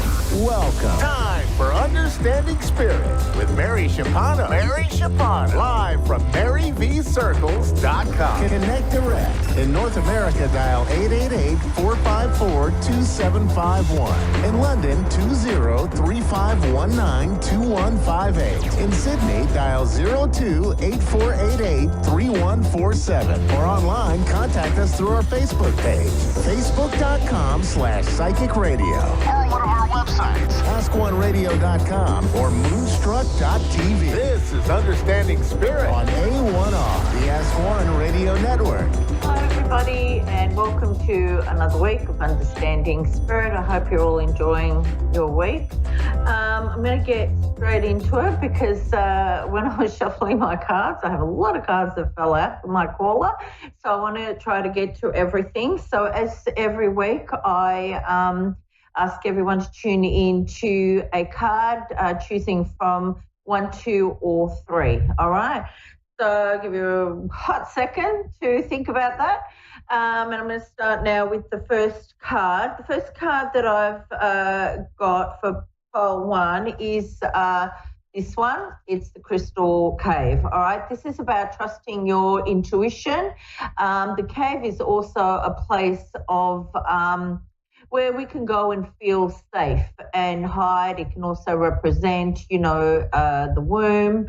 So it's just really about having faith in yourself, knowing that you're divinely guided now, even if something doesn't make sense, and you have doubts, just tread cautiously and just, try to move forward in that area. Listen to advice from others, I'm being told, but at the end of the day, trust your instincts. It's a time, this card is drawn to support that card, and it's just a time to celebrate you moving forward in this area, all right? And just know that you're worthy and capable of trusting your gut and your intuition, all right? And just follow that, releasing any negative feelings and stuff like that, okay, that you may be experiencing. All right.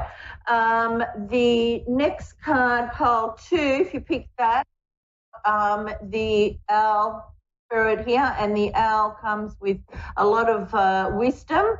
And it's also, if you've picked this card, you're the kind of person that likes the truth, is a truth seeker, probably quite spiritual, and likes to share what they've learned. Okay, so the owl is just showing that you can access all that inner wisdom. I'm also being shown that you can access a lot of it, like at night through your dreams.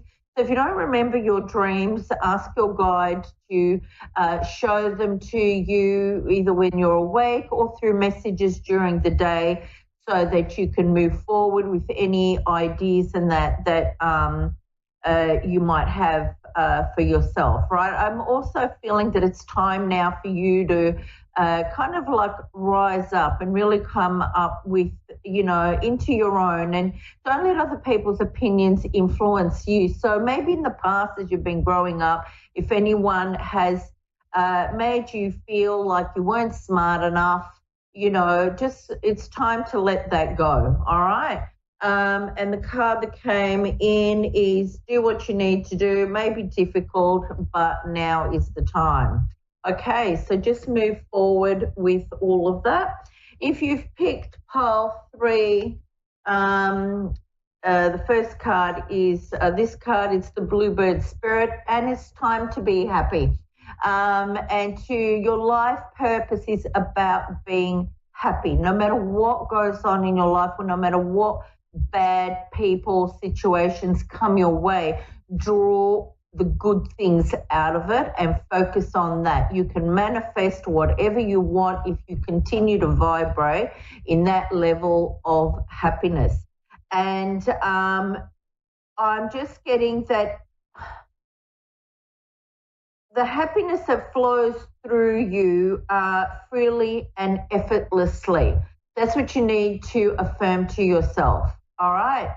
That I manifest my happiness and I allow it to flow freely and effortlessly through me. All right. So just stay in that vibration, and everything else in your life will take care of itself. So no matter what you want, whatever difficult situation you have, it will take care as long as you're vibrating higher rather than lower, and you're not allowing negative people, negative energy to come into your life. Okay, so I hope that makes sense for people. Just take it as it resonates, because it is a collective reading. It could also be something that might come up in the future for you if it doesn't make sense right now, or it could be an affirmation for what may have happened in the past, affirming that you've made the right decisions for yourself, or to look at something differently.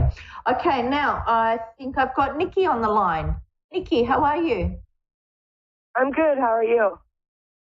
I'm very well, thank you. I was just saying at the beginning that I had a lot of cards flying out when I was shuffling. So I'm going to talk real fast like a crazy person, so I can try to get to all of my reading for you. Now, how can I help you today? I'm just looking for a general of where I'm headed for my life purpose. Okay, all right.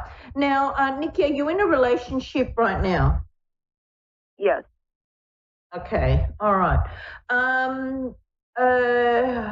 Okay, what I'm getting, I'm just going to look at all these cards and make sense of everything for you, all right? Are you having any difficulties around that relationship? Yes. Okay, all right. So they've all come up for you. So I don't know if there's like restrictions around that. If there's any with this person, there could be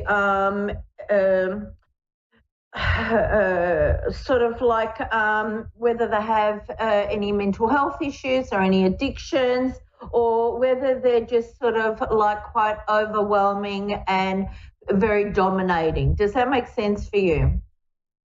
Yes. Okay. Very much so. All right. A lot of that, and they want what they want. Okay, and they kind of rule the roost like they're the king of the house. Does that make sense? Yes. Okay, a lot of that is going to end for you. There's going to be a huge shift and a transformation. I feel like there is also control there with your finances, and it's just become like a routine for you now. Your life is like very much like that every day. Does that make sense? Right, it does a lot. Okay, all right. Now, moving forward, you've got to find a balance for yourself, all right? You've got to kind of like get yourself out of it.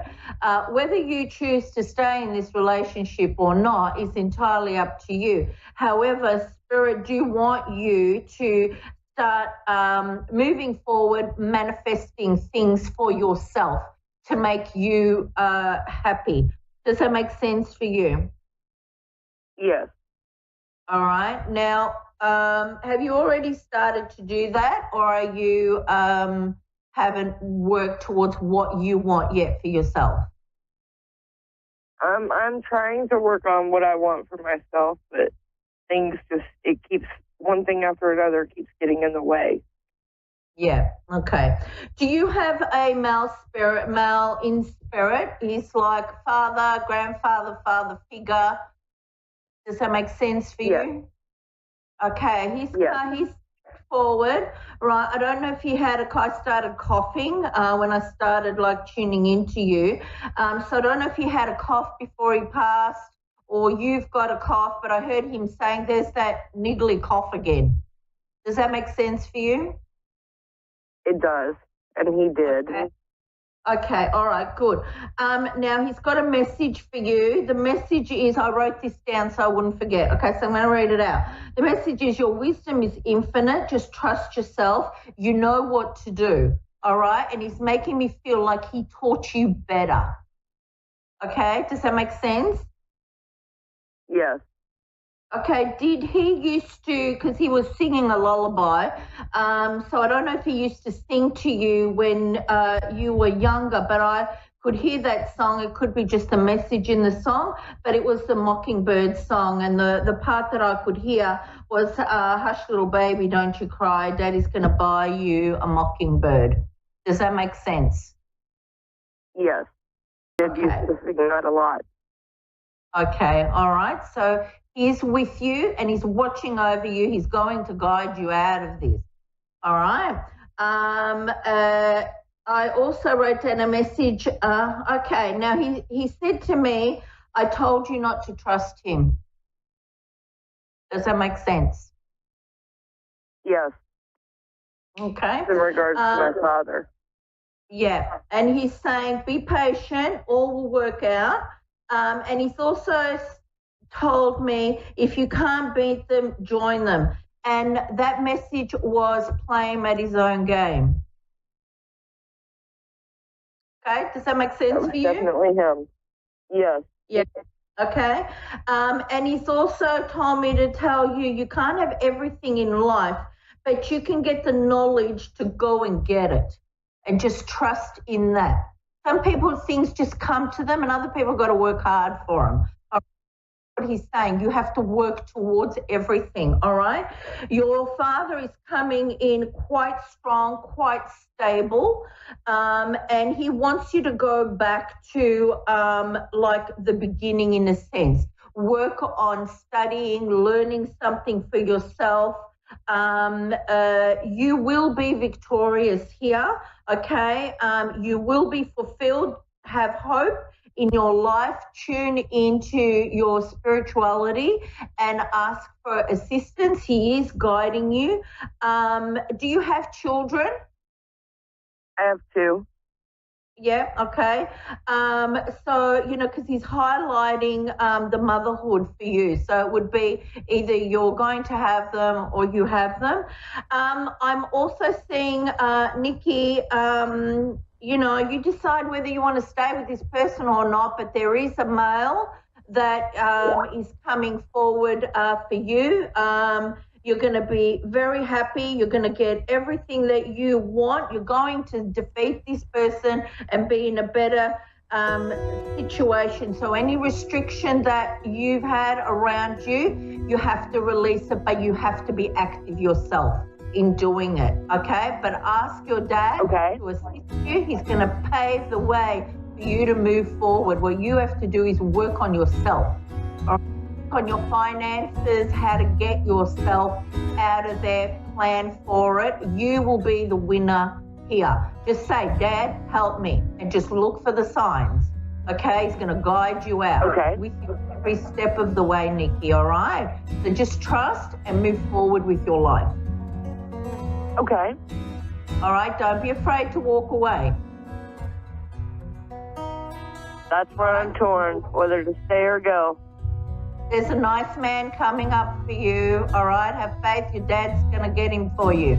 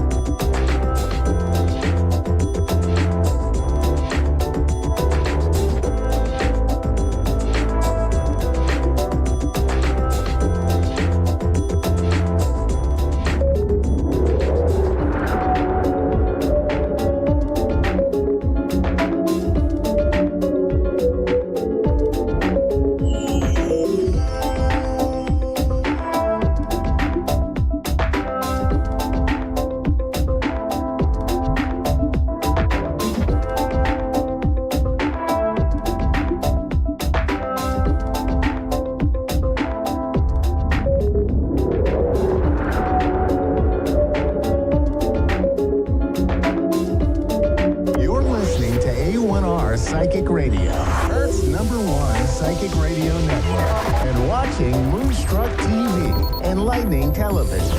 Welcome. Time for Sacred Insight with Andrea Baker.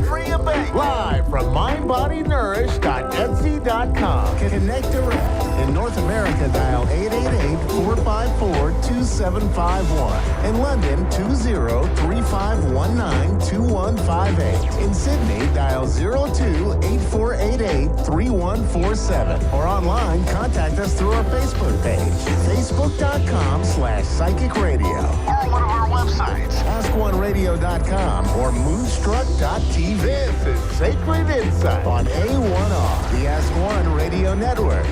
Welcome to Sacred Insights. I'm Andrea Bacon. Thank you so much for tuning in. We always appreciate it. So we are already in the middle of the year, which is crazy.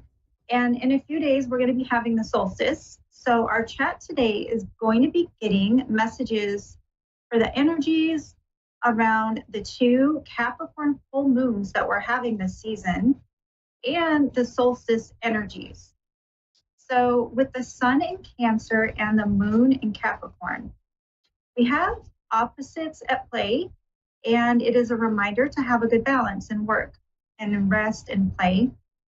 Now, Yasmin Bolin writes in Moonology that Capricorn is that part of us, the part of us that's in our chart, because you've got it somewhere in our chart, that knows that we need to build something during our lives. So it is about our ambitions for however long that we are able to do so, to the best of our ability. And Cancer energy is about home and family. It's looking after and nurturing ourselves and others. So it's a good time to think about well-balanced parts of our lives, how well-balanced they are, and reassess and reflect on it. If we are neglecting one for the other, maybe, because that happens pretty easily. So how we might be able to balance it out and realize where in our life that we can be more heart-centered and create more space in life to make that connection in ourself, within our environment, our homes, and relationships, and work as well. So it's a good time to reflect on what so far this year has been working for us and what our responsibility is and what isn't. So this can always go back to my talk on what other people in our lives are carrying, what they're going through, allowing them to have their own process if they are shedding energies, and to not take on energies for them that they're trying to release or they're trying to work through, whether it's consciously on their part or unconsciously. But not taking on what's not for us to carry, and to think if anything in our lives that hasn't been working very well, what maybe we could do to get on track with that a little bit more, meet some goals, and take us through kind of the rest of the year when it comes to our goals, what we're desiring, envisioning for our life. So the second Capricorn full moon, because we're having 2 in Capricorn later on this season, in about a month from now, it's going to be in the late degrees of Capricorn. So it's a second chance, again, to really get back on track, to help with this energy and seeing what is working for us. And it's a good time in the middle of the year, I think, to reassess what's working for us so far and what isn't, what we're here to build, and just to keep the different areas of our life balanced as much as possible. I mean, nothing's perfect, right? But, allowing more fun in life and letting go of changing what needs to be, and more balanced and flowing for this second part of the year. And then I went ahead and pulled some messages tapping into our angels and guides to see what else they have to say about this. So from the Angels and Ancestors deck, the first card is to be graceful. Okay. This is kind of a message with thinking before you speak, sort of. Pause, reflect, give yourself grace, and connect with your inner master, your discipline. So discipline in the cards has come up a lot. This card speaks of it, and a few more speak of it too that I have pulled. So connect with your inner wisdom and discipline, and be mindful of instant gratification. So when you're making decisions, this energy is very grounded and self-aware. And to get in tune with what you really need, underneath that, like, we have mountains, so standing your ground, they go together here. So the Stand Your Ground Mountain card came out right with this, and they work together with this message about being focused on what is best for you. And this Stand Your Ground, talking about not allowing things for instant gratification to come in between what it is you're truly wanting. There also, for some people, feels like relationships also have to do with this. If they are creating a wedge, like maybe if it's unhealthy, and creating a wedge between you and your intentions, if that's something that you're dealing with, just try to remember to focus on your why, and then we have intend and create here as well with the High Priest. So this is talking about your intentions, your why, what you're creating, it's coming into fruition. So keep going and be mindful of distractions. Distractions are coming up a lot with this reading. With the Autumn card, we have the Release the Old and Get Rest. So this kind of feels like a big message with releasing what is not helping you move forward, okay? A lot of this has to do with maybe too much running around, distracting yourself, or busy work, focusing your energy and attention on things that are not giving to you, things that aren't serving your highest and best, something that's taking too much from you or draining you.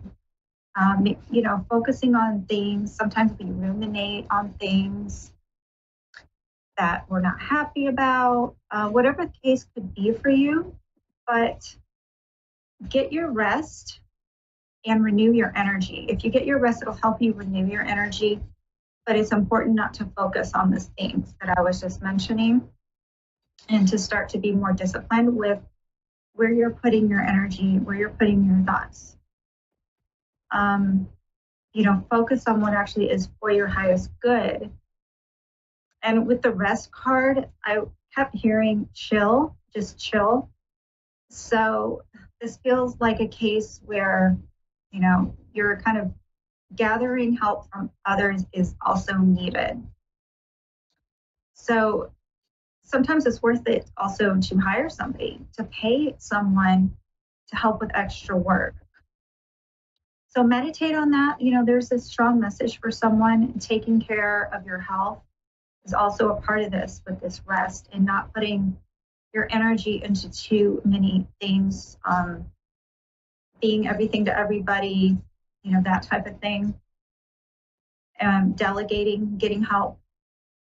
But then, the next message is Oracle. So wait for information, because you've got some kind of information coming that's going to help you. And something important about this is going to, bring in some type of opportunity, something that you need to know about an opportunity that's coming in. But your intuition is guiding you to something better than maybe what you're trying to focus on. And that's why that message of staying focused and standing your ground is coming through, to not get distracted by whether it be the past or what's not serving you is really important, because it's kind of, creating that wedge that I was talking about too for somebody. But something better is going to come in. So the next few weeks are going to be important. So get your rest over the next few weeks, because you might be hearing something soon.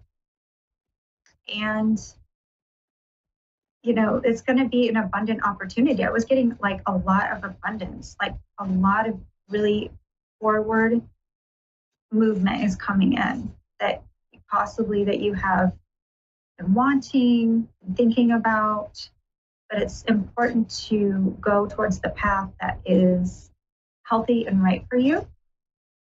And then we got big happy changes. So where'd that one go? Right here. The big happy changes card came out, and the abundance card came out. And it's going to be an abundant opportunity for somebody of you who are working towards those goals, on that path of transformation, creating something new, maybe working on something new, could be, your career or something, but it's going to actually keep getting better and better and better. And not just to be super positive or anything, but that's just the messages and the cards that were coming out. So not that there's anything wrong with being positive, but, I'm not just trying to just to say that, but it's actually what has been coming through. So that's really good news. And of course, do what's right for you always. This is from our guides and angels, but you got to listen to what feels right for you. So for the rest of the year, I do feel a big shift coming to bring about, a lot of changes. And so just keep going is the message. It's going to be worth it. And, exactly what we were saying, a lot of confirmations coming through. So I love how Spirit works with all that confirmation. Just remember, we're spiritual beings having a human experience. So connect with your spirituality, connect with the downloads your spirit team do want to bring in for you. And they are leading you towards a vision, towards something that you're creating. And some of you might be studying self-development, studying spirituality, but also just to mention that I'm now offering intuitive coaching. So I'm using my skills and the teaching that I learned, where I got my certification from the Chopra Institute, but it's to help people on their journey of personal transformation, spiritual development. If you are feeling stuck or have ever felt stuck, or maybe you know somebody that does, my sessions will help guide you to your inner wisdom and tap into your own intuition, kind of having conversations, expanding that for you. And, maybe if you are interested, always reach out to me, or if you'd like to book a reading, you can check that out in my link at stan.store/mediumandrea. And other than that, I hope you have a wonderful day and week. And if you have any questions, you can always contact me at andrea.bacon444@gmail.com. Thank you.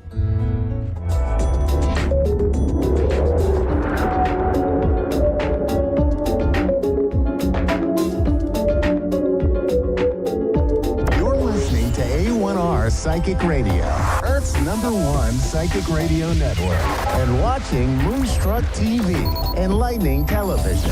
Welcome. Time for Medicine for Your Spirit with Raylene Byrne. Raylene Byrne. Live from RayleneByrne.com. Connect direct. In North America, dial 888-454-2751. In London, 20-3519-2158. In Sydney, dial 02-8488-3147. Or online, contact us through our Facebook page, facebook.com/psychic radio. Or one of our websites, AskOneRadio.com or Moonstruck.tv. This is Medicine for Your Spirit on A1R, the Ask One Radio Network. Thank you. Hello, everyone. Namaste. Raylene Byrne, Medicine for Your Spirit. We are in the solstice time. Southern Hemisphere, it's winter solstice. Northern Hemisphere, it's your summer solstice. But wherever you are, the solstice time is a form of pause. It is a turning point in our year. It's always halfway through the year. So we're all at this. We've done 6 months from our last solstice in December, and here we are. So it's time, wherever you are, to pause. It's time to reflect. It's time to see what you've transformed through, especially in this year of 2024, the changes that have been coming at you, what you've moved into, what's still to come. And also it's time to offer gratitude. You know, the earth sustains us and gives us sustenance. The only reason we stay alive is because of what we get from the earth. So having some time through this beautiful solstice window over the next day or two to really pause and offer some blessing from your heart towards the earth, towards the ley lines, to bring your gratitude for all that earth has given you, for all that this world offers us on this turning point. And solstices are always like an ending and a beginning. So, you know, we've got the winter solstice, we're welcoming the light back. In the summer solstice, it's the longest day. So we start celebrating because the sun is going to start becoming less. The days become shorter, or the daylight. And in the winter solstice, the days become longer. So it's all about the sun. It's all about light. And it's always about reflecting on our own inner light. And so in winter solstice, we go in more. Summer solstice, we're expanding out. So I always like to go back through history. I like to look back at how people celebrated this. So ancestrally, there were certain times, I see it as universal nudges, universal gifts for us to pause and ponder. So this is one of the 4 major turning points in the year. So it's really important, if you are into all this sort of stuff, to really take a moment and sit with it and really reflect and go into a place of gratitude and see it as an initiation. Because inside all of us, going back through eons, are our ancestors who stood in gatherings and celebration and ritual at solstice time to celebrate, to share, to give thanks. So when we pay a moment, give ourselves that moment through time in the day, or the next 2 days, 2 or 3 days, what we're doing is we're connecting to that energy and we're adding our intent into this lineage of celebration to cosmic energy and cosmic timing and nature. So, just spend some time thinking about it. And I will, if I have time, I will give you something from my book that I pulled open today for everyone. But I do have a caller. Laurie, are you there? Yes, I am. Hello. Hi. How can I be of support or assistance or guidance or whatever? What do you need today? What would you like support with? What do I need? It's been a really tough week. I don't know if it's because of the summer solstice and all that happening right now. But so just curious about the summer plans, family, that kind of thing. So what you're actually wanting support with what? Just a general how to take care of yourself in all of this, or I'm not quite sure what your question is. Yeah, a lot of family get-togethers and how to work through it. Okay, so there's often with family, as we know, bless them all, we love them dearly, but crikey, some family members, they're hard work. So one of the things that's really important at any celebratory time when there's gatherings and holidays and all the rest of it is to know your own boundaries. It's to know what feels right for you and what doesn't. And so I'll pull some cards for you in a minute. But one of the things I want to share from my long experience is trusting the feelings around whatever situation you're in. Because if you know there's people in your world who are like drama kings or drama queens, or they've always got something to moan or whinge about, or there's always some criticism or judgment, and you know that that's their nature, you can be pleasant and you can have a small interaction, but you've got to pull yourself out of it and, find something else, because our energy, our own personal energy, is our most precious commodity. It's our most precious thing. And in situations like that, we can get bombarded, and then we can find ourselves energetically dropping down, and we end up engaging in those types of things that perhaps we know aren't right for us. So it really is a matter of really tuning into your feelings in these situations. And if the feeling is, oh, this is getting hard, or I'm not really enjoying this, or it just doesn't feel good for me, then you've got to exit stage left. You've got to find something else, whether you go off to the bathroom, or whether you go to get a drink, or whether you just go outside to breathe. Absolutely. I think it'll be an avoidance thing that I'll have to probably do. But anyways, okay, how about future grandchildren? While I have you on the phone, just a quick question about that. Future grandchildren, or any moves on my part? Do you see anything like that? What are you're wanting to know about whether there's grandchildren coming? Yes. How old are your kids? Oh boy, they're all in their mid-30s. Okay, rightio. Let's just see. We're looking for some spiritual, universal, mystical information around Laurie, her question around, are there grandkids coming? I will say at the moment, what I'm feeling, there's a lot of spirits ready to come through, a lot of new little spirits. It's coming in. It's like a rain shower of spirit wanting to come in right now. And they're coming in ways that, even though their prospective parents are doing everything they can to avoid it, they're still coming in. And I can say this quite definitely. I have 3 very special friends around me who are in their 40s, early 40s, and in the last 2 weeks, they've all found out they're having babies, and they've done everything they can not to. So I sort of laughed and went, okay, it's they're coming. And I can feel there's a whole lot coming in. There's a lot of souls leaving the planet at the moment, a lot of old energy, a lot of old fears are leaving. And so new, brighter, lighter energy has to come through. So there's a whole lot coming through. So they could come in very unexpected ways. But let's see what's here for you, for Laurie with kids, grandkids. Yeah. Okay. So first of all, the first thing that's coming up for you is a level of being grateful for everything you already have, being grateful for the health and well-being that you and your kids have, being really grateful that they've been able to, live the lives that they've chosen to. Because often when we go into gratitude, we're not asking for anything. We are giving thanks for what we have, and that means more comes to us.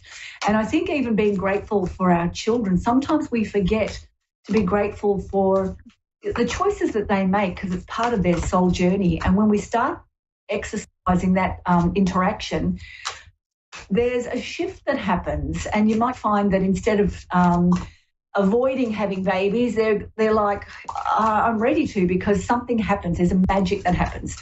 So maybe, letting them know that you're grateful for them, the choices they've made and how independent they've become, or whatever it is, might be enough to open up little doorways of opportunity for new ones to come through. So let's see what else is here. There's new growth coming, definitely babies. There's definitely some I'm hearing babies. There's new growth. I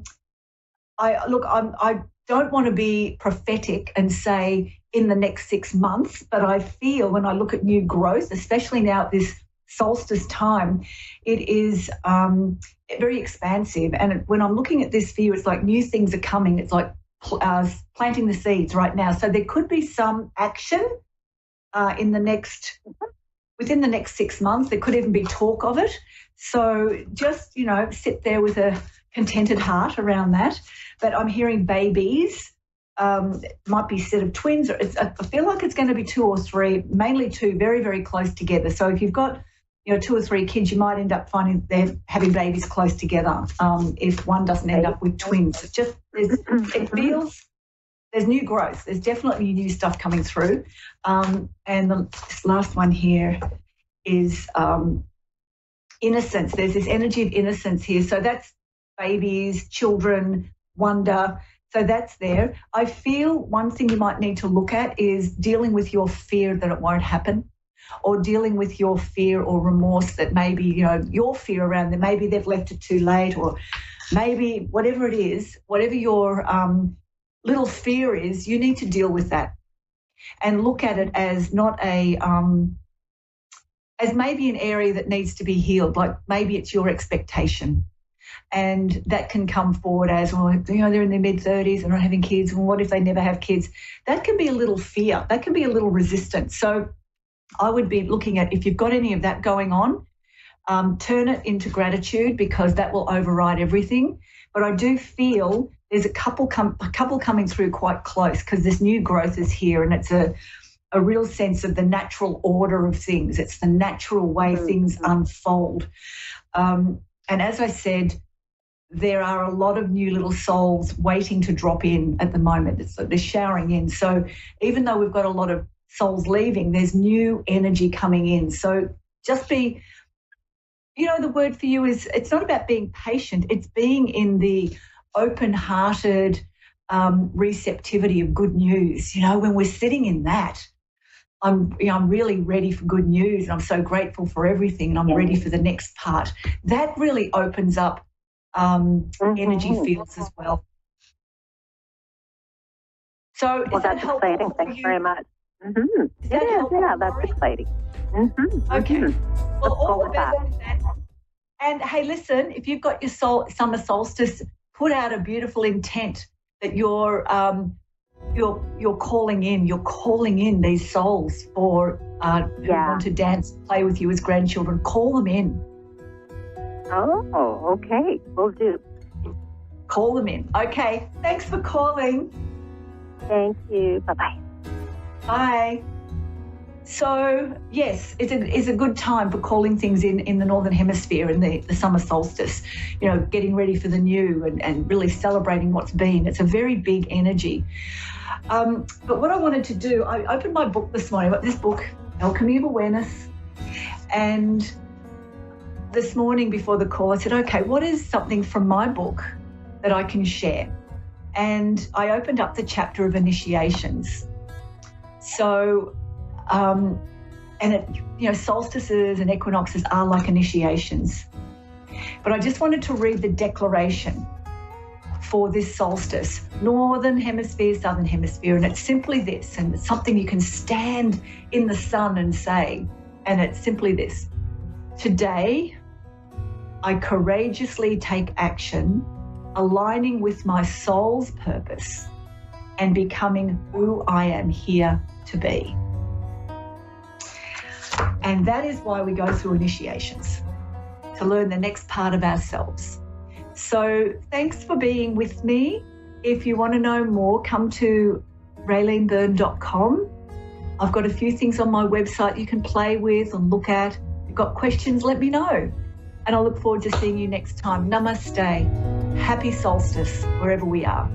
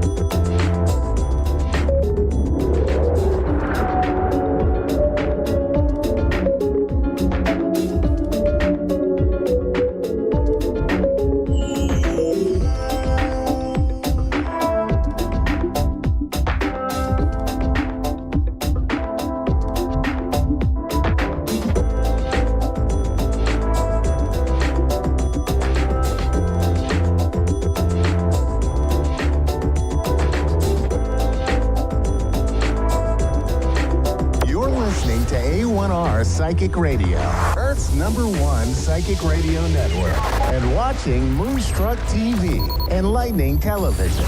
Welcome. Time for Ravengale Tarot with LJ Ravengale. LJ Ravengale. Live from Ravengale.com. Connect direct. In North America, dial 888-454-2751. In London, 20-3519-2158. In Sydney, dial 02-8488-3147. Or online, contact us through our Facebook page, facebook.com/psychic radio. Or one of our websites. AskOneRadio.com or Moonstruck.tv. This is Ravengale Tarot on A1R, the Ask One Radio Network. Welcome, I'm LJ, and this is Ravengale Tarot on A1R Psychic Radio. To reach me directly, you can go to ravengale.com. That's RAVENGAYLE.com. We are taking live calls as they queue up. I thought we'd do a 3-card reading from the Sacred Circle Tarot by Anna Franklin and Paul Mason. In the past position, we have the 9 of Cups reversed. And this card has the image of a hillside in the south of England, the Tower of Glastonbury. Floating above the lake below are 9 gold goblets with poppy and clover growing out of them. In the past, the client has made decisions that were not in their best interest. Friendships have been neglected, time has been squandered, finances poorly invested and spent unwisely. In the present position, we have the Tower. And this card depicts a tower on the night of a full moon being struck and destroyed by lightning. The tower that is depicted is in Glendalough, County Wicklow in Ireland. The client is experiencing unexpected change that is rearranging the landscape of their life. And then in the future position, we have the Hermit, represented as the shaman. This card shows a man wearing their deer hide, sitting before a cauldron on a fire. The shaman is beating a drum. Behind him stands his familiar, a wolf. It is nighttime. And the client is going to withdraw from their society to reevaluate and consider the changes that have come. And so with this, this particular deck, the Sacred Circle Tarot by Anna Franklin, has imagery pulled from different locations within England. So that's why I'm able to talk about the places that are depicted on the card. So looking a little bit further, I'll go ahead and pull a card for today to see what energy it is that we're all working with, to look for a daily message. And today's card is a marvelous card to have, and it is the 10 of Cups. And it is from a new deck that I have that was gifted to me by a friend. And you have a couple standing there looking at the sky at the 10 cups that are up there. And this is a very good omen for things to come. It is the ultimate happy card. And I see we do have a live caller. We have Anshul in Toronto, Ontario. Hello, Anshul. How are you? I'm good. How are you? I'm doing very well. Thank you for asking. How can I help you today? So, I think I'm just going through a couple of things right now, and I thought probably a reading could help to just get a direction. Well, I hope so. What question do you have for me? So, I just have some legal cases going on right now, and they're pretty big. And I'm not sure where they're going to take me. Okay, understandable. Let's take a look at the legal cases that Anshul is currently working through. Show me the legal cases that Anshul is working through.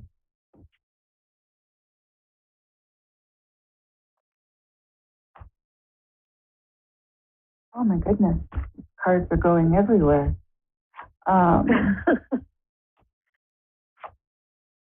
So I'm putting down 3 cards to get us started here. And in the past position, I have the Hierophant. And the Hierophant is someone who has faced their fears by going into essentially it's a ritual cave that they go through where they face their fears, very much like that scene. I don't know if you've seen Star Wars, but where Luke Skywalker goes into the cave and meets his father and comes out the other end after that experience. And so that's very much what the Hierophant is about. And I'm holding that card up so that you can see it later when it's posted, when the video is posted. And then in the present, I've got the the Queen of Pentacles reversed, and that would be you, along with the 2 of Pentacles, which shows a man juggling 2 pentacles. And in essence, you're dealing with a difficult situation, but it is doable, and the resources are there in order for you to be able to move forward with this. And then what you have coming after that in the future is the 4 of Wands reversed. And so essentially what I'm seeing with that is that there are going to be delays. This is not something that's going to be resolved as quickly as you would like. And I've laid out a couple other cards that would tell me a little bit more. And I need to put out one more. There we go. So I think what you're going to find is you've got the 8 of Cups, and I'm going to hold that card up as well. And you have 8 cups standing, and you have a man walking away, not looking at the cup. So, and cups are about your fulfillment. This is indeed a very difficult case, in some cases with temperance also present. And temperance is an angel holding 2 cups, one of water and one of flame. And in essence, what we have here is trying to make something out of 2 incompatible materials, and it's upright to you. So I think that this is going to go in your favor. It's just you're not necessarily going to be happy completely with the results that come with it, because you've got the Page of Pentacles reversed with the Knight of Wands reversed, and that would be a young person and probably their father between the ages of 20 and 30, with the 6 of Cups reversed. And that's difficulty making decisions. I'm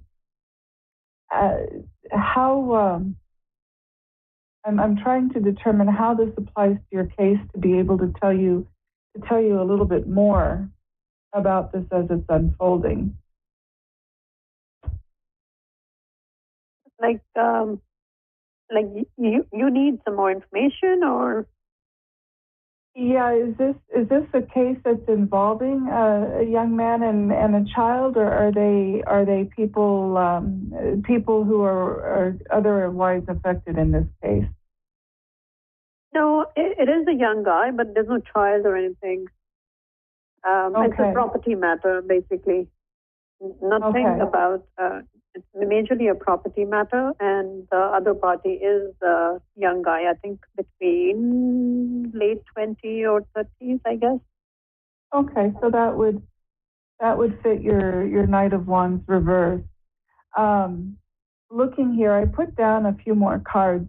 I do think that you are going to get a positive result, but it's not going to be the result that you're looking for. Is it going to be, coming like next 6 months, or going to be delayed further than that? Okay, I'll pull a card for timing. And that is, comes up as the Knight of Pentacles.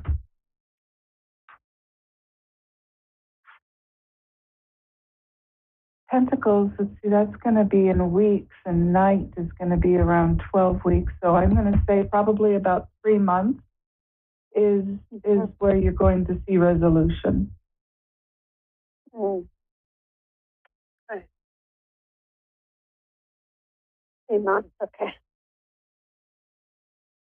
And right, You have more than one legal situation that you'd like to ask about? Yeah, there are a couple of actually going. I don't know. It's a downpour right now. Oh my all the goodness. legal situations. What's another one that you would like to know about? Another one is my divorce case. It's just pending, and I've just filed all the paperwork now. And I'm just waiting for the judge's order. So I'm not sure what side it will go. Would I get the order or I'll get the rejection? So I don't know. It's been going on for like 5 years now, 4 years now. Oh, okay. So yeah, that should hopefully resolve soon for you. Let's take a look at what's happening with Anshul's divorce.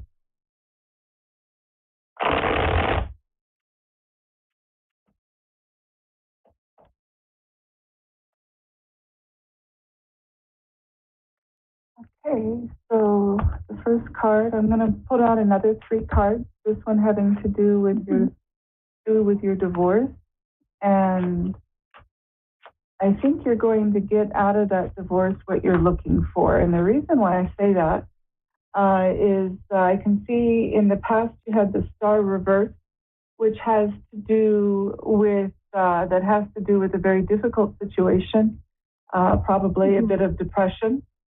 And then in the present, you've got the 6 of Pentacles. So that has you in the position of being able to make decisions with your finances and be able to pretty much, you're not necessarily encumbered by it.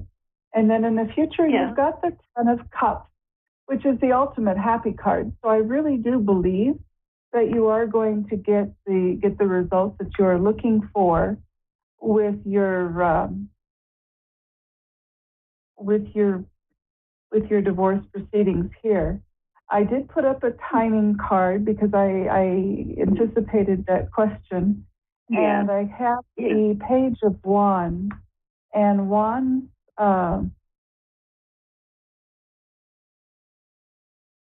tend to deal with months, so this isn't going to happen very soon for you with the Page of Wands. I do see that we're coming up on a minute here, so I'm gonna speak rather quickly. Other influences that you have, you've got the 6 of Swords reversed, the Page of Pentacles with the Wheel of Fortune once again. That's a very positive card to have, so I do think you are going to get what you want out of the divorce. And then you've got the 2 of Pentacles reversed, so any uncertainty about material items is going to fade with the outcome. Okay. And the timing you said it's going to be soon, like anytime soon? No, it is not going to be anytime soon. And I'm sorry, we're down to like about 30 seconds here. Yes, sure. So I do thank you for tuning in and for your personal reading. You can find me at ravengale.com. You're very welcome. Thank you for calling. And you can also message me on Facebook at Ravengale Tarot. Until we talk again, may you and yours have the best of happiness. With thanks, blessed be.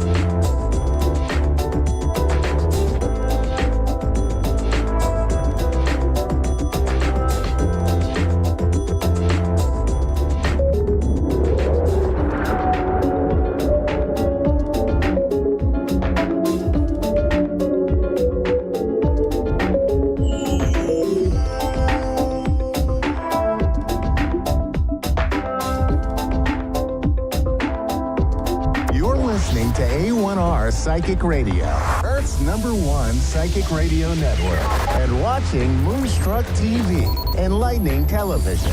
Welcome. Time for the Psychic Side with John Capello. John Capello. Live from JohnCapello.com. Connect direct. In North America, dial 888-454-2751. In London, 20-3519-2158. In Sydney, dial 02-8488-3147. Or online, contact us through our Facebook page, facebook.com/psychic radio. Or one of our websites, AskOneRadio.com or Moonstruck.tv. This is the Psychic Side on A1R, the Ask One Radio Network. Hello and welcome to the Psychic Side here on the A1R Psychic Radio Network, Moonstruck TV, and Enlightening Television, the #1 psychic radio network on Earth. So we're delighted to have you here today with us. We are the program that debunks the skeptics. So we try to present a positive perspective of psychic ability and people that are in the business. And today we are going to have a guest with us. You know, we do a lot of fancy stuff here on this program, and so we have another fancy guest with us today. So I want to just let you know that we are always here to take your calls on the times when we don't have guests, and you can always email me at john@johncapello.com if you like to ask me a question, or if you want to set up a reading, just let me know. So today we have with us David Garcia. He is from Miracles of Joy. Now you have met Joy Koff. Joy Koff and David are relatives, and David has just opened up, along with Tiffany, Joy's daughter, a new location for Miracles of Joy. And so we're delighted to have David with us today. I was at Miracles of Joy in Bedford, Texas, over the weekend, and I really thought it was very successful, especially for a new shop. It was really good. And this weekend, I'm at the Louisville location, so I'm looking forward to that too. So a big welcome to you, David. Thank you for joining us today. We are happy to have you, and I just wanted to, like I say, welcome you to the show, and have you just tell us a little bit about you and how you came here today. So do you mind just sharing that with us? Sure. Well, I appreciate you having me on, John. As you mentioned, Joy has been on the show before. We are part of Miracles of Joy, which is in Louisville and now in Bedford. I've been associated with the store now for about 10 years, off and on. But like a lot of us, I was working a corporate job doing data security, so I had that on my plate full time. But on my off time, to fuel my passion, I was actually going to Louisville for their classes and their workshops. Yeah, so it built into what it is today. Yeah, well, great. That's great. So what would you say is the kind of place that Miracles of Joy is? What does it have to offer, and what does your specific location have to offer? Well, and that's the thing, is that the core message of Miracles of Joy is still the same. It doesn't matter if it's Louisville or Bedford. We are a store that doesn't follow any one path or religion. We're here for everybody. And, what we want to do is we want to be there for those who are just now noticing their surroundings, being aware of energy and vibration and healing and psychic abilities. I mean, these things have been going on for generations. A lot of that art and that knowledge has been lost. It's easy to find, but everybody on Google and the internet has an opinion on what should be what. It's really hard to find somebody tangible that you can go to and actually talk about things. And the unfortunate thing around the area is that a lot of places, they do cater one way or the other, and we just don't do that here. And there's nothing wrong about that, but we want to be here for everybody. Yeah. Well, it's a lot of people, when they open up a store, they're going to promote what they're culturally and comfortable with. And whether it's a Christian background or a pagan background or another background, those are the things that are going to be highlighted. you have Mexican restaurants, you have Italian restaurants, but they're all restaurants. Oh, yeah. So you have a lot of things. I think the thing is that you have to look for is authenticity.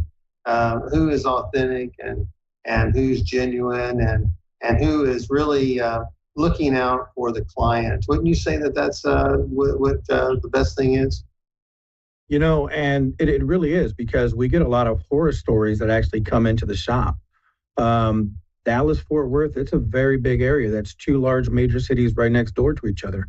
And in between, who knows what actually goes on. But a lot of individuals they do come in from different areas and say, this place tried to get me to pay like $500, $600, $700 for a candle just to rid me of some negative energy. And the thing is that a lot of people aren't really aware of energy or healing or, chakras and things of this nature. So it's real easy for them to get fooled if they had a streak of bad luck. Bad luck isn't negative energy. It's not a generational curse, but people out there just get taken left and right because they're not knowing anything else. Yeah, might be a golden candle. Maybe they got a little bit of gold in that candle. Could be. Could very well be. Maybe it doesn't burn or something, or burns forever. Yeah. So not here though. Yeah. Well, that's good to know, because I've known Joy for well over 20 years, and she's been always upfront and always genuine and has always helped everybody. I mean, even when other people haven't helped her, she's always been an amazing individual and a person with a great deal of character. And so it's always been a pleasure to know her. So let me just see what else we have here. So for someone looking for help with the awakening process, that's when you begin to question everything you were taught and begin researching, like everything that there is. Let's see. What are some things that they would need to know when visiting a physical crystal store or looking for help from an online guru? Wow. What do you... Well, I mean, am I an online guru now? Well, you're moving into it, but not really, no, because you still make appearances. You're a good guy. But the thing about it is like, when it comes to the products that we have in the store, you can buy them on Amazon. You can buy them almost anywhere online. But are you getting the real thing? Is it going to be cracked when you receive it? At least when you come to our location, you can touch the items, you can play the items, you can see if they're meant for you. The other thing is that, again, it goes back to what we talked about earlier. So many people are just out there getting scammed. And I mean, we have lied. I'm not putting anybody on the spot. I really don't. We don't, condone talking about people's experiences. But this is more of one of those public announcements. And if you have anybody saying that I'm a fourth, fifth, sixth generational whoever, and my family is the only one that can relieve this for X amount of dollars, please walk away. Because you can do a lot of that stuff on your own, and it's just negative energy. It's not, any generational thing. That stuff is in the past. You can relieve that stuff for yourself. I just want people to be cautious, because there are a lot of scammers out there, and it's unfortunate because nowadays in this economy, it's really hard to make a living. People shouldn't be out there getting scammed. Well, I guess you encounter that more than I do, because I find that people that are in that kind of mindset don't last in the business. They don't last, and they're usually rooted out pretty quickly. And I've mentioned on the program a couple of times that there have been a couple of fairs over the 30 years that I've been doing this work, that there have been people that would do such a thing, and the moderators of the fair would root them out and tell them not to come back. As a matter of fact, recently there was an incident at one of the places I went, and now I'm the only person they've invited back. So quite an honor that they have done that. But I appreciate it, and like you said, I don't want to mention any names. And like I said, I don't think those people last. They just don't last, because it's just like any other business. If you're good at it, and you're wholesome and authentic, and you're doing the best that you can, and people see that you're doing the best that you can, then they're going to stick with you. And nobody's always 100% correct, and I know I'm not. But I just read energy, and sometimes I read energy in a way that people can't take. It's not the energy that's wrong; it's me. I misinterpreted it. But I always try to own up to it, and if I do make a mistake, I do say something. But like I say, I am fortunate that I haven't run up against a lot of that in my business, in my career, because I stay away from that, and I steer away from places that I don't feel have the right energy for me. Not to say that they're wrong or anything. It's just that if there's a sense of being uncomfortable, I just don't go. But I've never gotten that from Miracles of Joy. And like I say, I used to go to your original location, which was in Old Louisville. I don't know if you were around at that time. But, no, I actually wasn't. We would have a tremendous number of people coming into the store, and even in my other locations that I went to. And nowadays, a lot of people just are in the business, and they do a good job, and everybody's going to get a slice of the pie. That's just the way it is. So I don't know what else to say about that. Yeah. But let me just ask you, what modality do you work with? I know you do some healing stuff. So what do you do? Yeah. Well, I mean, energy work has always been a passion of mine, learning sacred geometry, different things that I'm guided to do with my guides. Excuse me. And I work a lot of that together with holographic sound healing, which Dr. Paul Hubbard came out with. But I've adapted it into Atlantean sound healing because I resonate with Egypt, but I resonate more with like Atlantis and Lemuria more. But basically, I can go within a body, I can release vibrations, energy, heal past life trauma. I'm constantly learning, it's constantly evolving into something new all the time. And today it's more of soul retrieve, taking back pieces of your soul from a soul contract. Very good, very good. So you have sessions yourself with clients, and how long is usually a session with one of your clients?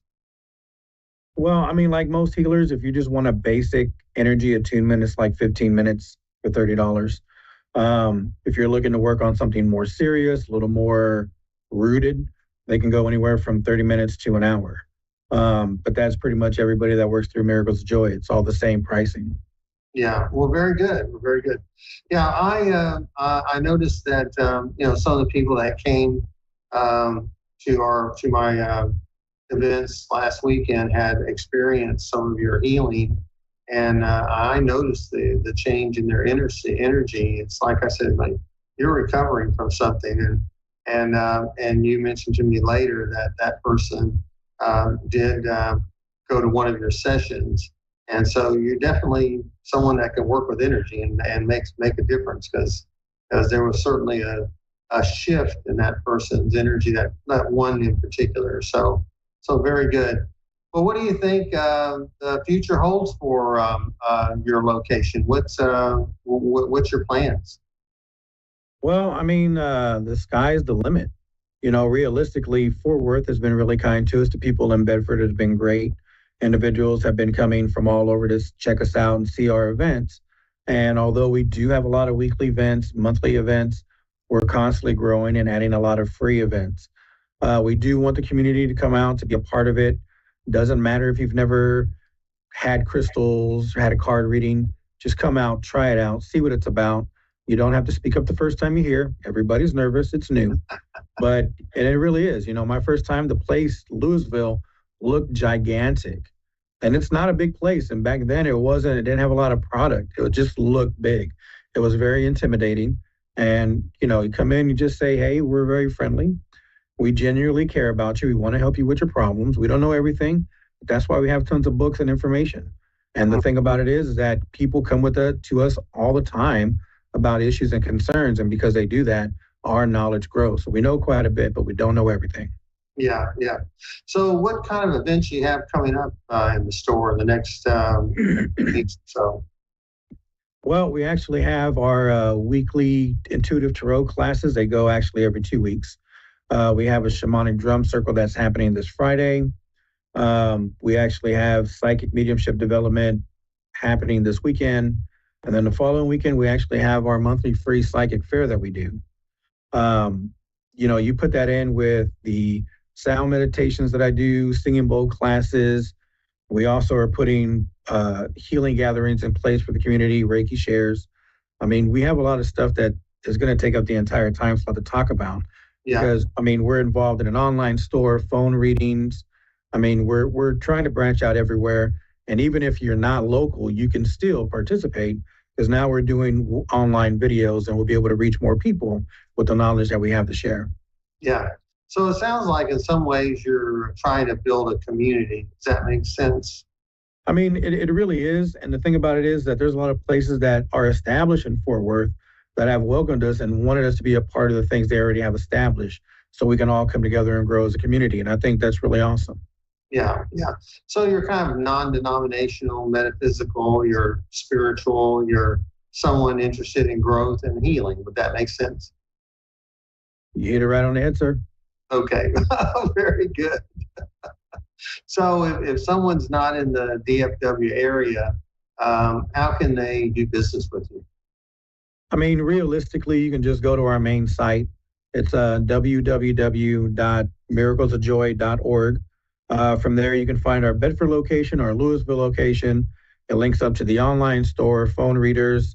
I mean, everything that we have that we are about is there. You will find links to free videos, paid class videos. I mean, there's just a wealth of information that you can find on our website. Mm-hmm. So, tell us a little bit more about these videos. What kind of videos are you producing, and where can they find them? Well, we during COVID was a terrible time because, I mean, for everybody, their revenue stream stopped. And what we did is we went from physical in-person appearances to doing everything online, and this prompted us to open an online store. We were doing online psychic fairs, online classes, anything under the sun that we offered in person, we tried to do it virtually. And once restrictions loosened up, some of those things, they stuck with us. One of them being the webinars. Now we're building that site up, and it's like mediumship. We would like to do some psychometry. I know that you teach that, so being able to have some of that on the site would be great. But we're also doing like dream interpretations, angels. There's just a bunch of different topics from a lot of gifted and talented psychics that are lending their information and years of experience to provide that to somebody who wants to learn more about it. Mm-hmm, mm-hmm. So I know that next month I'm going to be there talking about the chakras. And matter of fact, I'm planning to be there every second Wednesday of the month for till the end of the year with a new topic. And so I'm very happy that you're letting me do that. But I see behind you, you have some of those singing bowls. Can you tell us a little bit about them? And can you tell me a little bit, or tell us a little bit about each of those bowls? What's the significance of each one of them? Camera guy's on it. Yeah, that's good. Well, I love that guy. He's great. But the thing about it is that, it really depends on who you are. The thing about me is that sound, frequencies, and energy has always been my thing. I was in choir growing up throughout school, but didn't want to be in the spotlight. I was always in the background. But it was the musical notes that really got me, not so much the words themselves. And the thing about it is that there's so much going on with the bowls. People want to hear the exact tones. Their biggest thing is that I need 7 bowls for all energy centers, and this is what I got to do. But the thing about it is when you play these bowls, when you're the actual healer, your intention works with their angels, their ancestors, and their guides to facilitate these changes in the body. So even if you had one bowl, you could still focus on all the energy centers because it's your intention. You're the one putting that energy out there. And so you have to resonate with a particular bowl, and that particular bowl works with your energy. So you don't need to buy all 4 or all 7 bowls. You just have to buy one in order for it to work. Or well, John, I run a business. I want people to buy all 7. but that's because I have 2 sets. So that would be great. But the thing about it is, being a healer and understanding for myself and my reality what healing is about. I know that if I was to give you a healing and you had some past life trauma or some trauma from childhood that you want to get rid of, if you haven't learned your lesson and you haven't been doing that shadow work, that work on yourself, your guides are going to let that healing happen. But if you've truly been doing the work and you just can't seem to kick it, then a healer can come in and relieve that vibration, because the energy, that trauma, that's just a vibration. And we can relieve that vibration out of you. And that's what you saw during that reading with that gentleman in that session, is that we worked on something and something was there, and we dove deep, and you confirmed it for me after the event, and I confirmed it for you. So does the sound actually touch a part of the person's wound and help the vibrate, and the vibration help with healing? Well, this is what I tell people right now. I mean, if I wanted to send you negative energy because I was jealous of your platform and everything you have going on in your life, your guide, your angels and ancestors, plus the energetic bodies that surround you, will stop that energy. But I'm speaking right now and you can hear me. And I'm getting all up in your brain and everything. So, I mean, sound is a powerful tool that resonates inside and out. Your guides will still protect you from energy, even if it is sound energy. But I mean, the whole purpose is that you can still get it. And I apologize for that. We're doing a little work in the bathroom. I thought they were done. That's all right. No, we can hear it. So, now, do you have classes that help people learn how to use the singing bowls, or because I've noticed that it's not that easy to just play the sound on those singing bowls. Takes a little bit of practice to do that, doesn't it? Well, and that's the thing, sir, is that all these bowls, and I'm going to go out to the storefront and show you what's going on, but it is really hard to play them at first because we don't have those wrist movements. We don't do those things in our professional life. So the great thing about it is that we have not only classes to teach you how to play them, but as you can see, I'm going to scoot back here, we actually have all the bowls. I adjusted the camera settings. Bad me. I should be spanked on the hand. But we do have all the bowls that you would need for everything that you want to accomplish. Yeah, well, they're not cheap, are they? Well, no, and that's the great thing, is that we actually got a great deal on them. We found a really good vendor who was willing to work with us, and the bowls that we actually had on hand, we were able to leverage and reduce the prices. So all of them are really fairly cheap. And then when you think about all the sales and the discounts that we have on a weekly and monthly basis, I mean, just this past week, we had a 30% off sale off of everything. So we have a chakra bowl set for $700, 30% off of that. Comes with 2 cases. I mean, that's a great steal. Yeah. So what are those bowls made out of? What type of glass? Well, they're all made out of quartz. I mean, we have bronze. Yeah. All of them are quartz.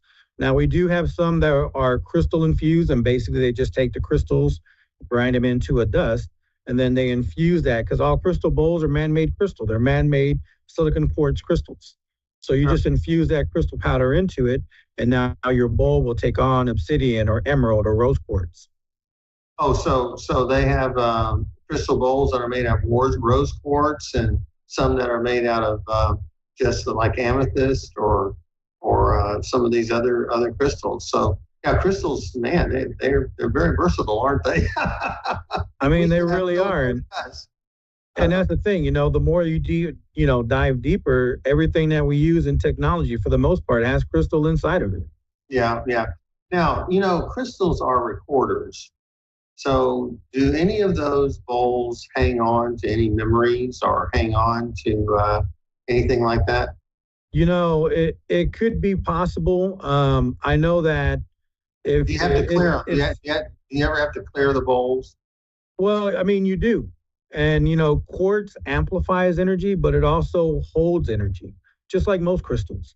So it doesn't matter how often you use them. Even if you don't use them very often, you still want to clear that energy, because energy floats around everywhere. You can just leave your crystals out and energy can float on and get inside of it. So a lot of people in the spiritual community say, when you're done using your stuff, keep them covered. So when you cleanse them, how do you do that? With distilled water, and then put it to recharge with moonlight, or like you would another crystal, or what? Well, no. with my stuff here, every time I play it, they self-clear. That's the great thing about sound, is that sound clears energy. So anytime, and it's the intention of it. So I get inside of my space, I set the intention to clear, and then I'll play a few notes and let the sound radiate through and clear the space. When we do professional house and business clearings, I use a singing bowl, a Tibetan singing bowl, and my wife will use herbs and oils and we'll clear a space for somebody. So we do use different things to clear energy, and those bowls, just like most crystals, do need to be cleared occasionally. Wow. So you go into businesses along with homes to do clearings, and you do it with sound energy. Is that does that help remove any unwanted guests that there might be there? Well, I mean, you would know better when it comes to unwanted guests, Mr. John. But the thing about it is, just like you are, but well, no, but see, that's the thing about it, is that energy it's just, we can't really see energy. Some people can see auras, some people can see energy, some can't. And it hides in corners, it hides with dust, and sound vibrates everything. And when you go around a house or a property or a business, you're vibrating that wall, you're loosening that stuck energy in that wall, and then the herbs and the smoke and the intention get it out. Yeah. Well, David, this has been very enlightening. Thank you so much for joining me today and for enlightening us on so many issues and about your store and about all the things you're doing. Good luck with the store. I know it's only 5 months old, and so it sounds like you've got a good handle on things. You're a very good operator, and you know what you're doing. So thanks again for being here. And so we're going to get ready to close out the store or close out the show. So what I want to do is I want to thank Joy and David for sponsoring our program. And you can always go to their website, www.miraclesofjoy. Is it .org or .net? It's .org, I think. .org. And use PSO223 to get a nice discount. So we appreciate you being our sponsor. And what we want to do is we want to thank all of our listeners and watchers of our show today. It's very kind of you to be here. And we have a new tagline that we're going to be using for the show. And that is, just remember that when a skeptic starts saying something ugly about psychics, just remember the psychic side. So thank you very much for joining us today. And we'll be back to see you next week. Take care. Bye-bye.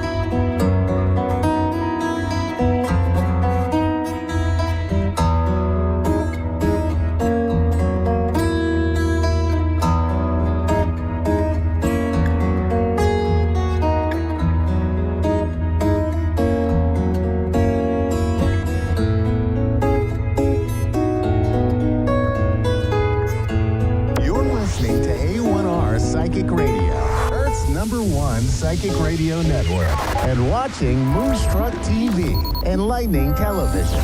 Welcome. Time for Amanda Hall Psychic with Amanda Hall.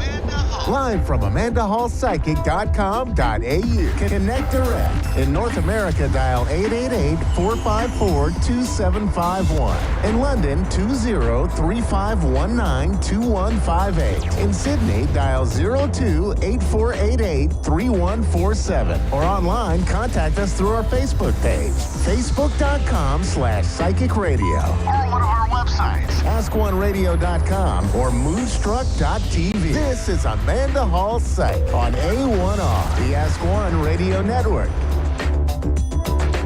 Welcome to A1R Psychic Radio here on Moonstruck TV with Amanda Hall Psychic all the way from the Gold Coast. What an amazing week it's been. You know, the news that came through yesterday about Julian Assange being freed in a matter of hours is absolutely sort of amazing. I know lots of people around the world have been following this case with, you know, great determination, hoping one day that justice would prevail and he would be set free. It's not for me to sort of weigh in who's right and who's wrong. I mentioned it because it is such a monumental change in our world that, you know, somebody that's fought the legal system for 14 years, which in astrological terms usually equates to a Saturn cycle, because Saturn goes in cycles of 28 years to go around the zodiac, and we tend to look at, you know, a 7 marker, a 14-year and a 21-year marker, and then the 28. And 14 is usually Saturn opposing Saturn, so it's usually a push-pull, a tug-of-war situation. Yes, we can probably relate it to that finally, that the tug-of-war is over. But yesterday when I heard the news, my mind automatically went to Pluto in Aquarius. Now, Pluto's been in Aquarius on and off since the beginning of the year. It's still uncertain from astrological terms, from my point of view anyway, how Pluto's going to unfold over the next 20 or 30 years in this sign.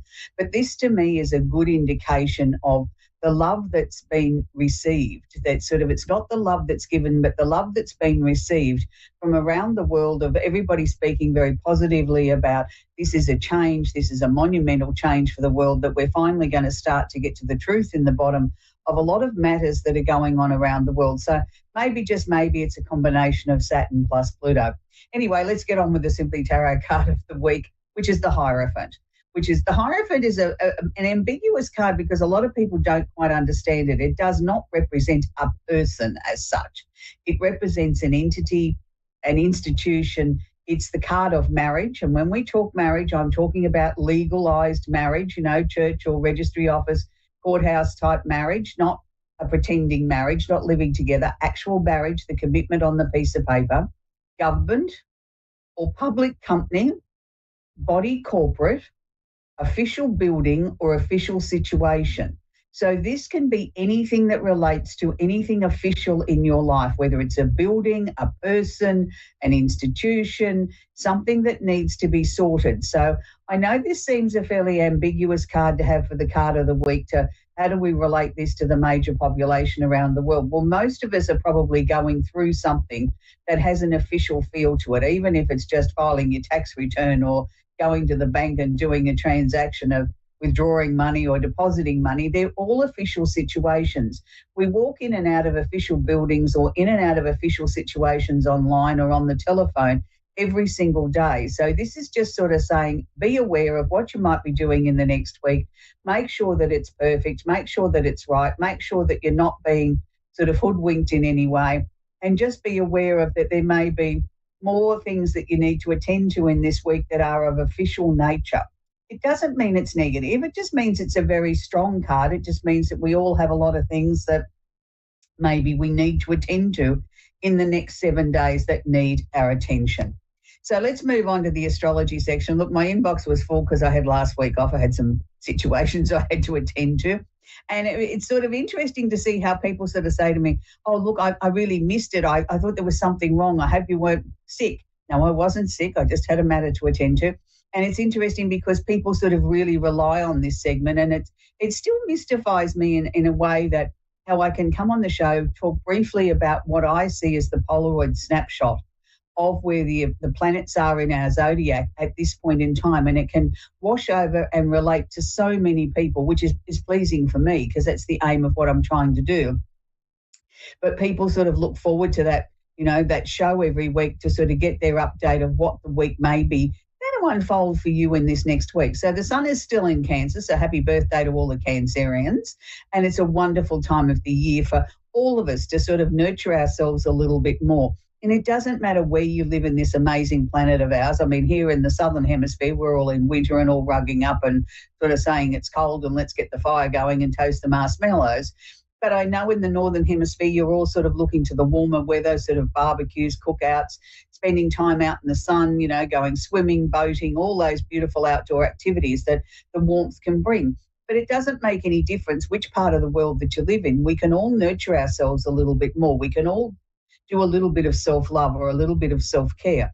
And that's what the Cancer time of the year is about slowing down just marginally, giving yourself that permission to have that little bit of 5 minutes, 10 minutes off, an hour or whatever, take yourself off for a massage, read a book, listen to some music, just do something that's good for your soul, something that's going to nurture you. I'm a big music fan and I always have music going in the background. So it's easy for me to slip into this sort of Cancerian mode and just put a little bit of extra music on and just take it a little bit easy every now and then. So we've got the Sun conjunct Venus, which Venus is the planet of love and affection or holding hands, and Venus is conjunct or holding hands Mercury. Now, Mercury is the planet of communication. So what does this mean? Cancer, Scorpio, Pisces, and the opposite sign of Capricorn. This is where the influence is at its strongest. For the rest of the signs, it'll just wash over very gently. So if you are seeking love and you're one of those 4 signs that I particularly mentioned, then it's time to get out of your comfort zone a little bit. Go to places that have a real Cancer feel. Now, a real Cancer feel is something that's sort of homely. It might be a restaurant. It might be somewhere intimate. It's not necessarily going to the rock concert and driving away to the music. It's something on a more personal, more private sort of level. Now, the fact that Venus is here and also conjunct or holding hands Mercury. Now, Mercury is the planet of communication.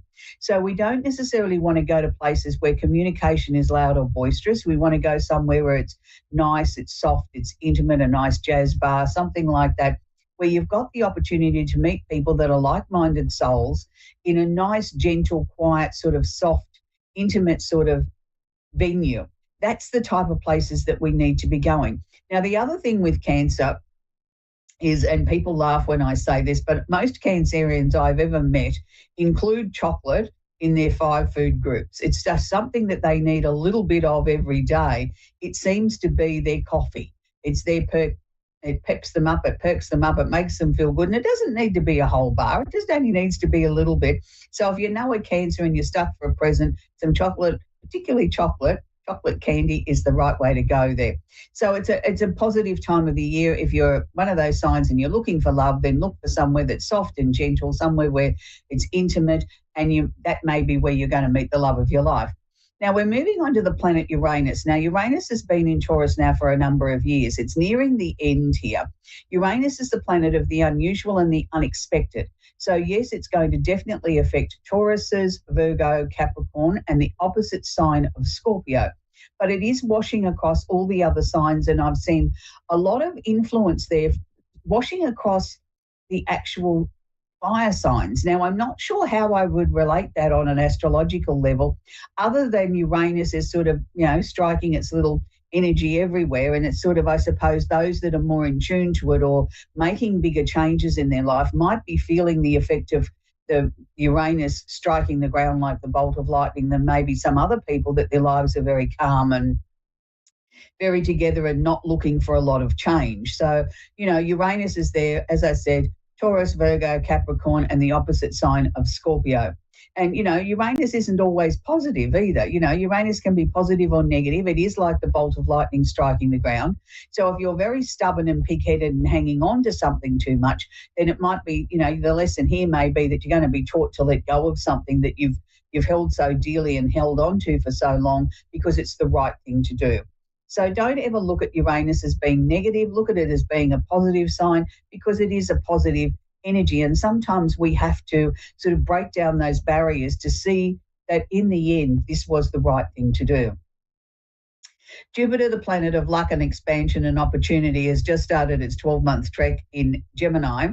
So it's going to be really affecting the air signs, which is Gemini, Aquarius, and Libra, and the opposite sign of Sagittarius. So for any of those 4 signs particularly, it's a time of opportunity, of expansion, of things sort of going a little bit easier than what expected. And they can also be sort of very sudden, sometimes out of nowhere. Jupiter can sort of act a little bit like Uranus at times. It can be very sudden, very deliberate, very definite. And then all of a sudden, it sort of just expands that opportunity right out to sort of say to you, well, I've created the opening, I've expanded it out. It's up to you now what you do with the opportunity. So make sure, particularly if you're a Sagittarian, that it's not a push-pull situation, that if somebody's pushing you to do something, look at it, Don't resist it. You don't always have to pull back just because it's someone else's idea. Give it the merit, give it the time of day, explore it, and then decide what you do with it. You don't have to take on board everything, but you don't have to reject everything either. Now, for our darling Aries people, and I know there's a lot of people that watch the show that are Aries, we still have Chiron, which is not a planet, but it's part of the Arabian parts, is still sitting in Aries.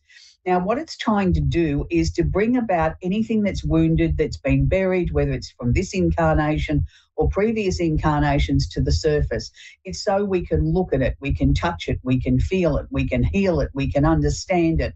We may not always agree with it, but at least we can nurture it and hold it and look at it and say, okay, this happened to me because of this. I can't change what happened in the past, but I can change the way that I approach it or I look at it or deal with it and say, okay, well, it's happened. What lessons did I learn out of that? What was the major part that I had to learn, or did I have to share the information with someone else?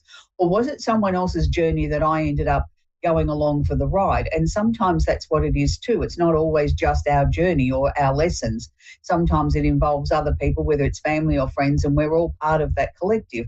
So it's a time of great healing. It's a time of great intuition, of great insight. And it's not necessarily the time to get on your soapbox and start preaching to others, because maybe, just maybe, they're not ready to hear the wisdom that you've got to share. If they are, that's great. Continue on. Share the knowledge, share your wisdom, share your insights, share your suggestions with them.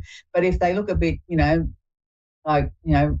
doe eyes with, the headlights are coming towards them and they're just sort of starstruck and not really paying attention to you, well then, maybe it's time to back off, or maybe bring it in smaller pieces, smaller increments that they can absorb, understand and digest. Because it's not necessarily your role as an Aries, even though Aries is the first sign of the zodiac, and your role is normally to motivate people to get up off the couch and get going, and then you take off and go on to the next adventure.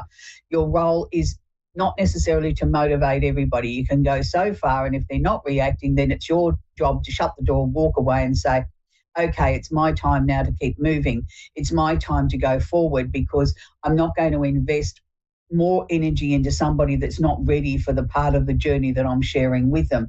And that's not being egotistical. It's looking at your resources and saying, I only have a limited time here with Chiron in Aries.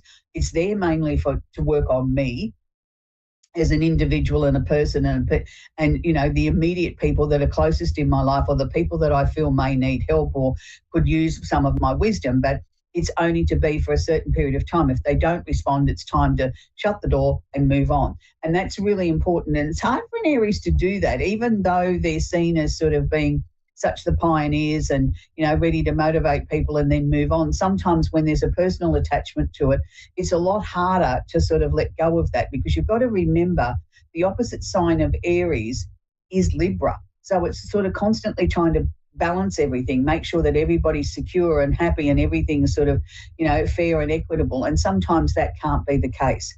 So finally, I want to talk about Neptune in Pisces. Now, Neptune in Pisces has been there for quite some time now, and it's nearing the end of the cycle. Now, the cycles go for 30 degrees is what a cycle is. That's what a star sign is exactly 30 degrees. Now, Neptune's at 29, so it's pretty close to the end.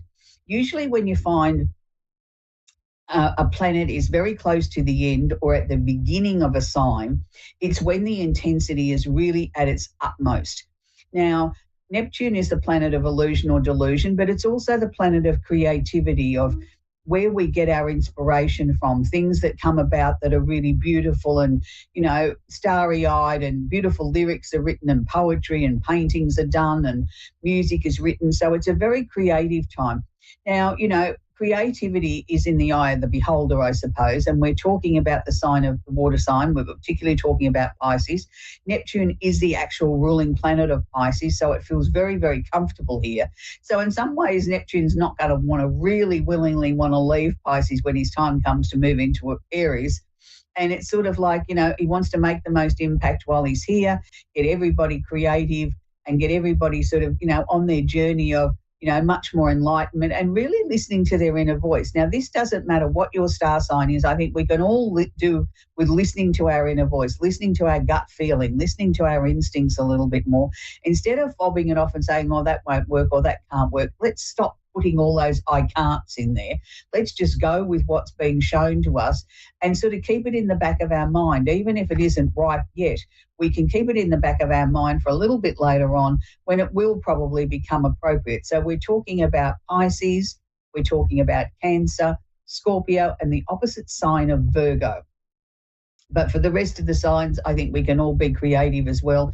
And this is why, maybe we come back to the Julian Assange thing too, that maybe we found a creative way of freeing this man. He's going to face one charge, plead guilty to one. The time he's already served is going to be wiped, and he'll be a free man and back in Australia later today, hopefully. So there's lots of different ways of looking at things.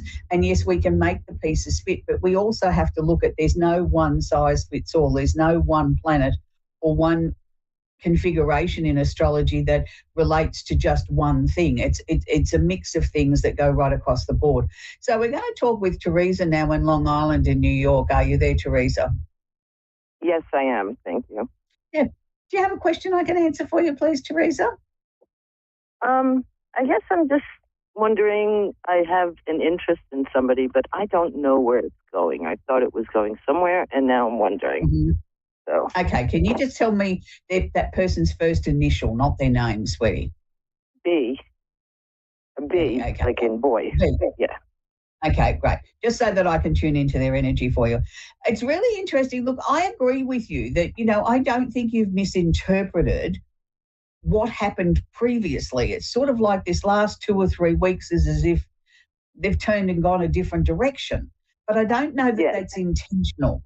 I want to say to you, look, let's just hang 5. Let's not draw any definite conclusion here at the moment. I think it's one of those times, and we all have them, where we think we're being focused on something and we're being drawn another different direction, and we're sort of daydreaming or looking at something else and not realising we're not keeping our eye on immediate situations. And that's what I want to say about this person. I don't think it's intentional. I don't think you've misinterpreted the previous that led up to this. This is just one of those times where I think they're a little bit preoccupied. Look, we're nearly at the end of June. I'd be really surprised when we get to this time next month if things haven't bounced back the other way, that, you're starting to feel a lot more confident, that the relationship's back on track, that everything's starting to move forward. They have a lot going on in their life at the moment that I don't think that they're at liberty to share with you at this point. But I don't think it'll be much past this point. Like another month, 6 weeks, they'll be sort of like a kid that can't shut up. They'll be going, blah, blah, blah, blah, blah, blah, telling you everything that's gone on. And it's sort of like you're just to sort of sit there and nod. Don't say too much. Let them get it off their chest because they really don't want to lose you, sweetie. Oh, okay. That's good to hear. Yeah. And I mean, I think sometimes as we get more mature, I think we question things more, don't we? We sort of start looking for holes in things that sometimes maybe isn't quite as definitely there as what we are making out in our minds. But I can understand that you don't want to put too much more energy into something if it's not going anywhere either. I appreciate that. And just sort of saying, just hold 5, be a little bit patient. Look, if he was still in the same way in 6 months' time, I'd say, look, you got to make a decision, draw a line over it, shut the door and move on. But this is very new. We've got to give him the opportunity to come forward, share with you what's been going on. And sometimes we're not at liberty to do that, and sometimes we don't know how to put it into words either. I think it's a combination of both. But I think once he gets it all sort of sorted or well on the road to being sorted, he certainly will share it with you. And that's why I said he's like a kid that won't shut up. He's just going hell for leather and you just got to let him talk. And, I don't know that he's comfortable necessarily talking about his emotions either. He finds that a bit of a struggle. I think I could tell that, yeah. Yeah, and that's sort of another layer to this as well because it is emotional, and it's not necessarily emotional as in connected to you, but emotional as in his connection with the situation. I'm going to say situations with an S that he's going through at the moment. And then once he starts to share it with you, it's so easy how I think that's why he's sort of talking so fast and not drawing breath because once he's started, he's got to get it out, before he gets cold feet again. And once he's done that, you can sort of see the relief on his face and that's a good thing. Now, look, I really think this relationship has got real legs. I think it's going to go places. I think it's going to be rock solid. And I think you can look forward to a really long-term relationship with this gentleman, and it will be very positive. It's just wonderful. this is the first little hiccup we've got to get over. So I hope that's helped you, Teresa. That did. It made me feel a little better. Thank you. And I look forward to it actually, happening. Yeah, and it's always hard though, isn't it? At the beginning of a relationship, even if it's been going 12 months, you're still finding your feet. You're still sort of understanding each other's moods and how people handle crises or situations in their lives. And, and I think as I said, as we mature, it's not so much we have less patience. We've had experience before and we're sort of looking to think, I'm not going to make that mistake again. I'm not going to go down that road again. And I think we overdo it a little bit. So that's why I'm saying just take a chill pill, relax, see where things go. But I know that it's going to be fine. And, you're going to go on to have a really happy long-term relationship. And it's well-deserved for both of you. He is a very nice man. And I didn't see anything there that was in any way made me feel uncomfortable or that he wasn't telling you the truth or anything like that. He's just got to get it straight in his head. Oh, great. Oh, thank you so much. You're very, very welcome, Teresa. Have a nice night, sweetie. We're going to talk with Kathy in La Pine, Oregon in the USA. Are you there, Kathy? I'm doing great. How are you doing? I'm very well, thank you, Kathy. How can I help you tonight? Do you have a question I can answer for you? Yeah, I was just wondering, about a month and a half ago, my old college sweetheart got a hold of me. And he lives in Ohio, and he wanted to go out west and see some stuff that he'd never seen. So I went down there and met him, and we had a really good time. Well, we've been talking a lot, and I'm just wondering if you have any insight on where this might be heading, or... Okay. Do you mind sharing with me his first initial too, please, Kathy? Leo. Okay. All right. So Leo is his star sign or Leo's his name? Oh, it's his first name, yeah. Right. Okay. Fine. Okay. Yeah, I only asked for his first initial. That's fine. I just, thought you might necessarily want to share it with the rest of the world, but that's okay. So going into his soul, it's really, really interesting. That was a calculated move on his part to reach out to you. It wasn't something he did randomly or because he found you on social media and thought, oh, wow, I'll reach out to Kathy. It was a calculated move. You had been coming in and out of his mind for some time. I'm going to say at least 3 months. I'm probably even looking longer. We could probably even stretch it out to 6 months if the truth was known. That, you kept coming in and out and it got stronger, that he then had to sort of investigate how he could find you and see what you were up to and see what stage you were in your life. So he was pleasantly surprised when you actually responded to him and then the two of you started corresponding. So that was really quite exciting for him because he wasn't sure where this would go. He could have contacted you and you said, go take a running jump, I'm not interested, or, I'm happily married or whatever. So, that was a really nice connection. Look, I think both of you have been through a number of things in your life, between, school and now, and that's okay. That's made you the people that you are today.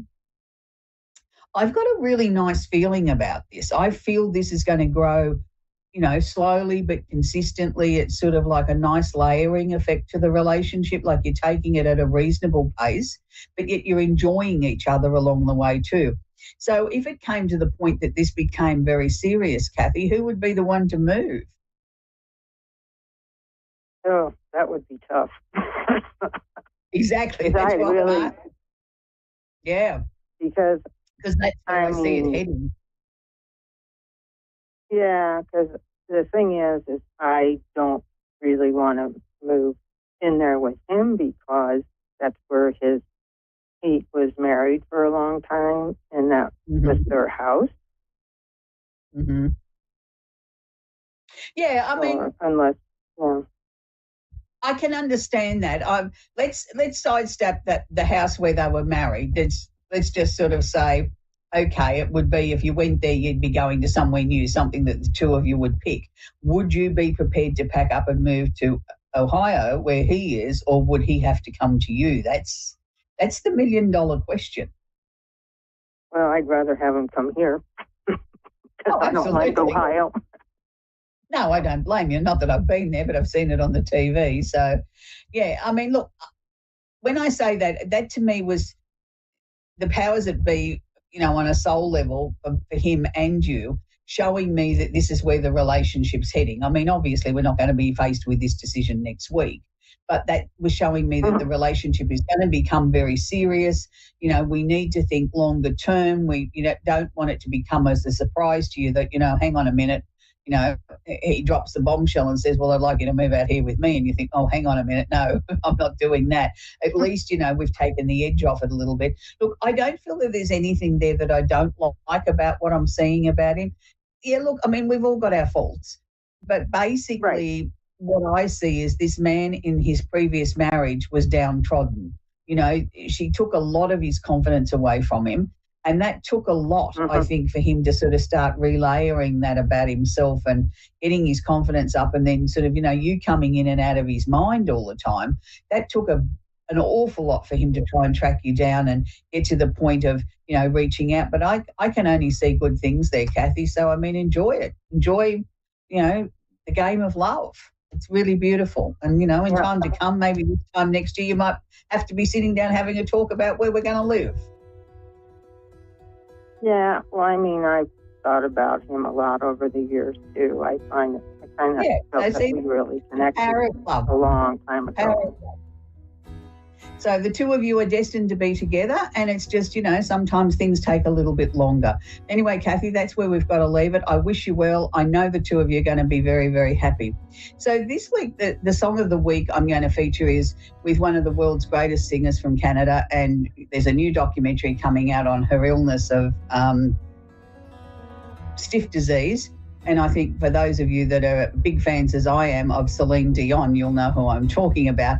And one of the most beautiful songs I think Celine ever sang was called The Power of Love. And it's a very, very powerful song. I think it's very appropriate for the two ladies we've been talking to today, that, the song has beautiful meaning, and it's one of the nicest versions of that song I've ever heard. And for those of you that are big Celine Dion fans, there's a documentary on her illness that's going to be screening worldwide this week. I'm not going to mention on which cable provider, but it is going around the world. And it's a very, very beautiful song. And it's something that, every time I hear that song, it just sends chills around my gives me goosebumps. And I think it's a beautiful song. And there's many, many people out there that are going to be experiencing what the power of love really is. And I think many of us think we fall in love, but it's until we meet that someone special, that someone that really does change who we are and how we view love. So until next week, enjoy Celine Dion and the power of love. Bye for now.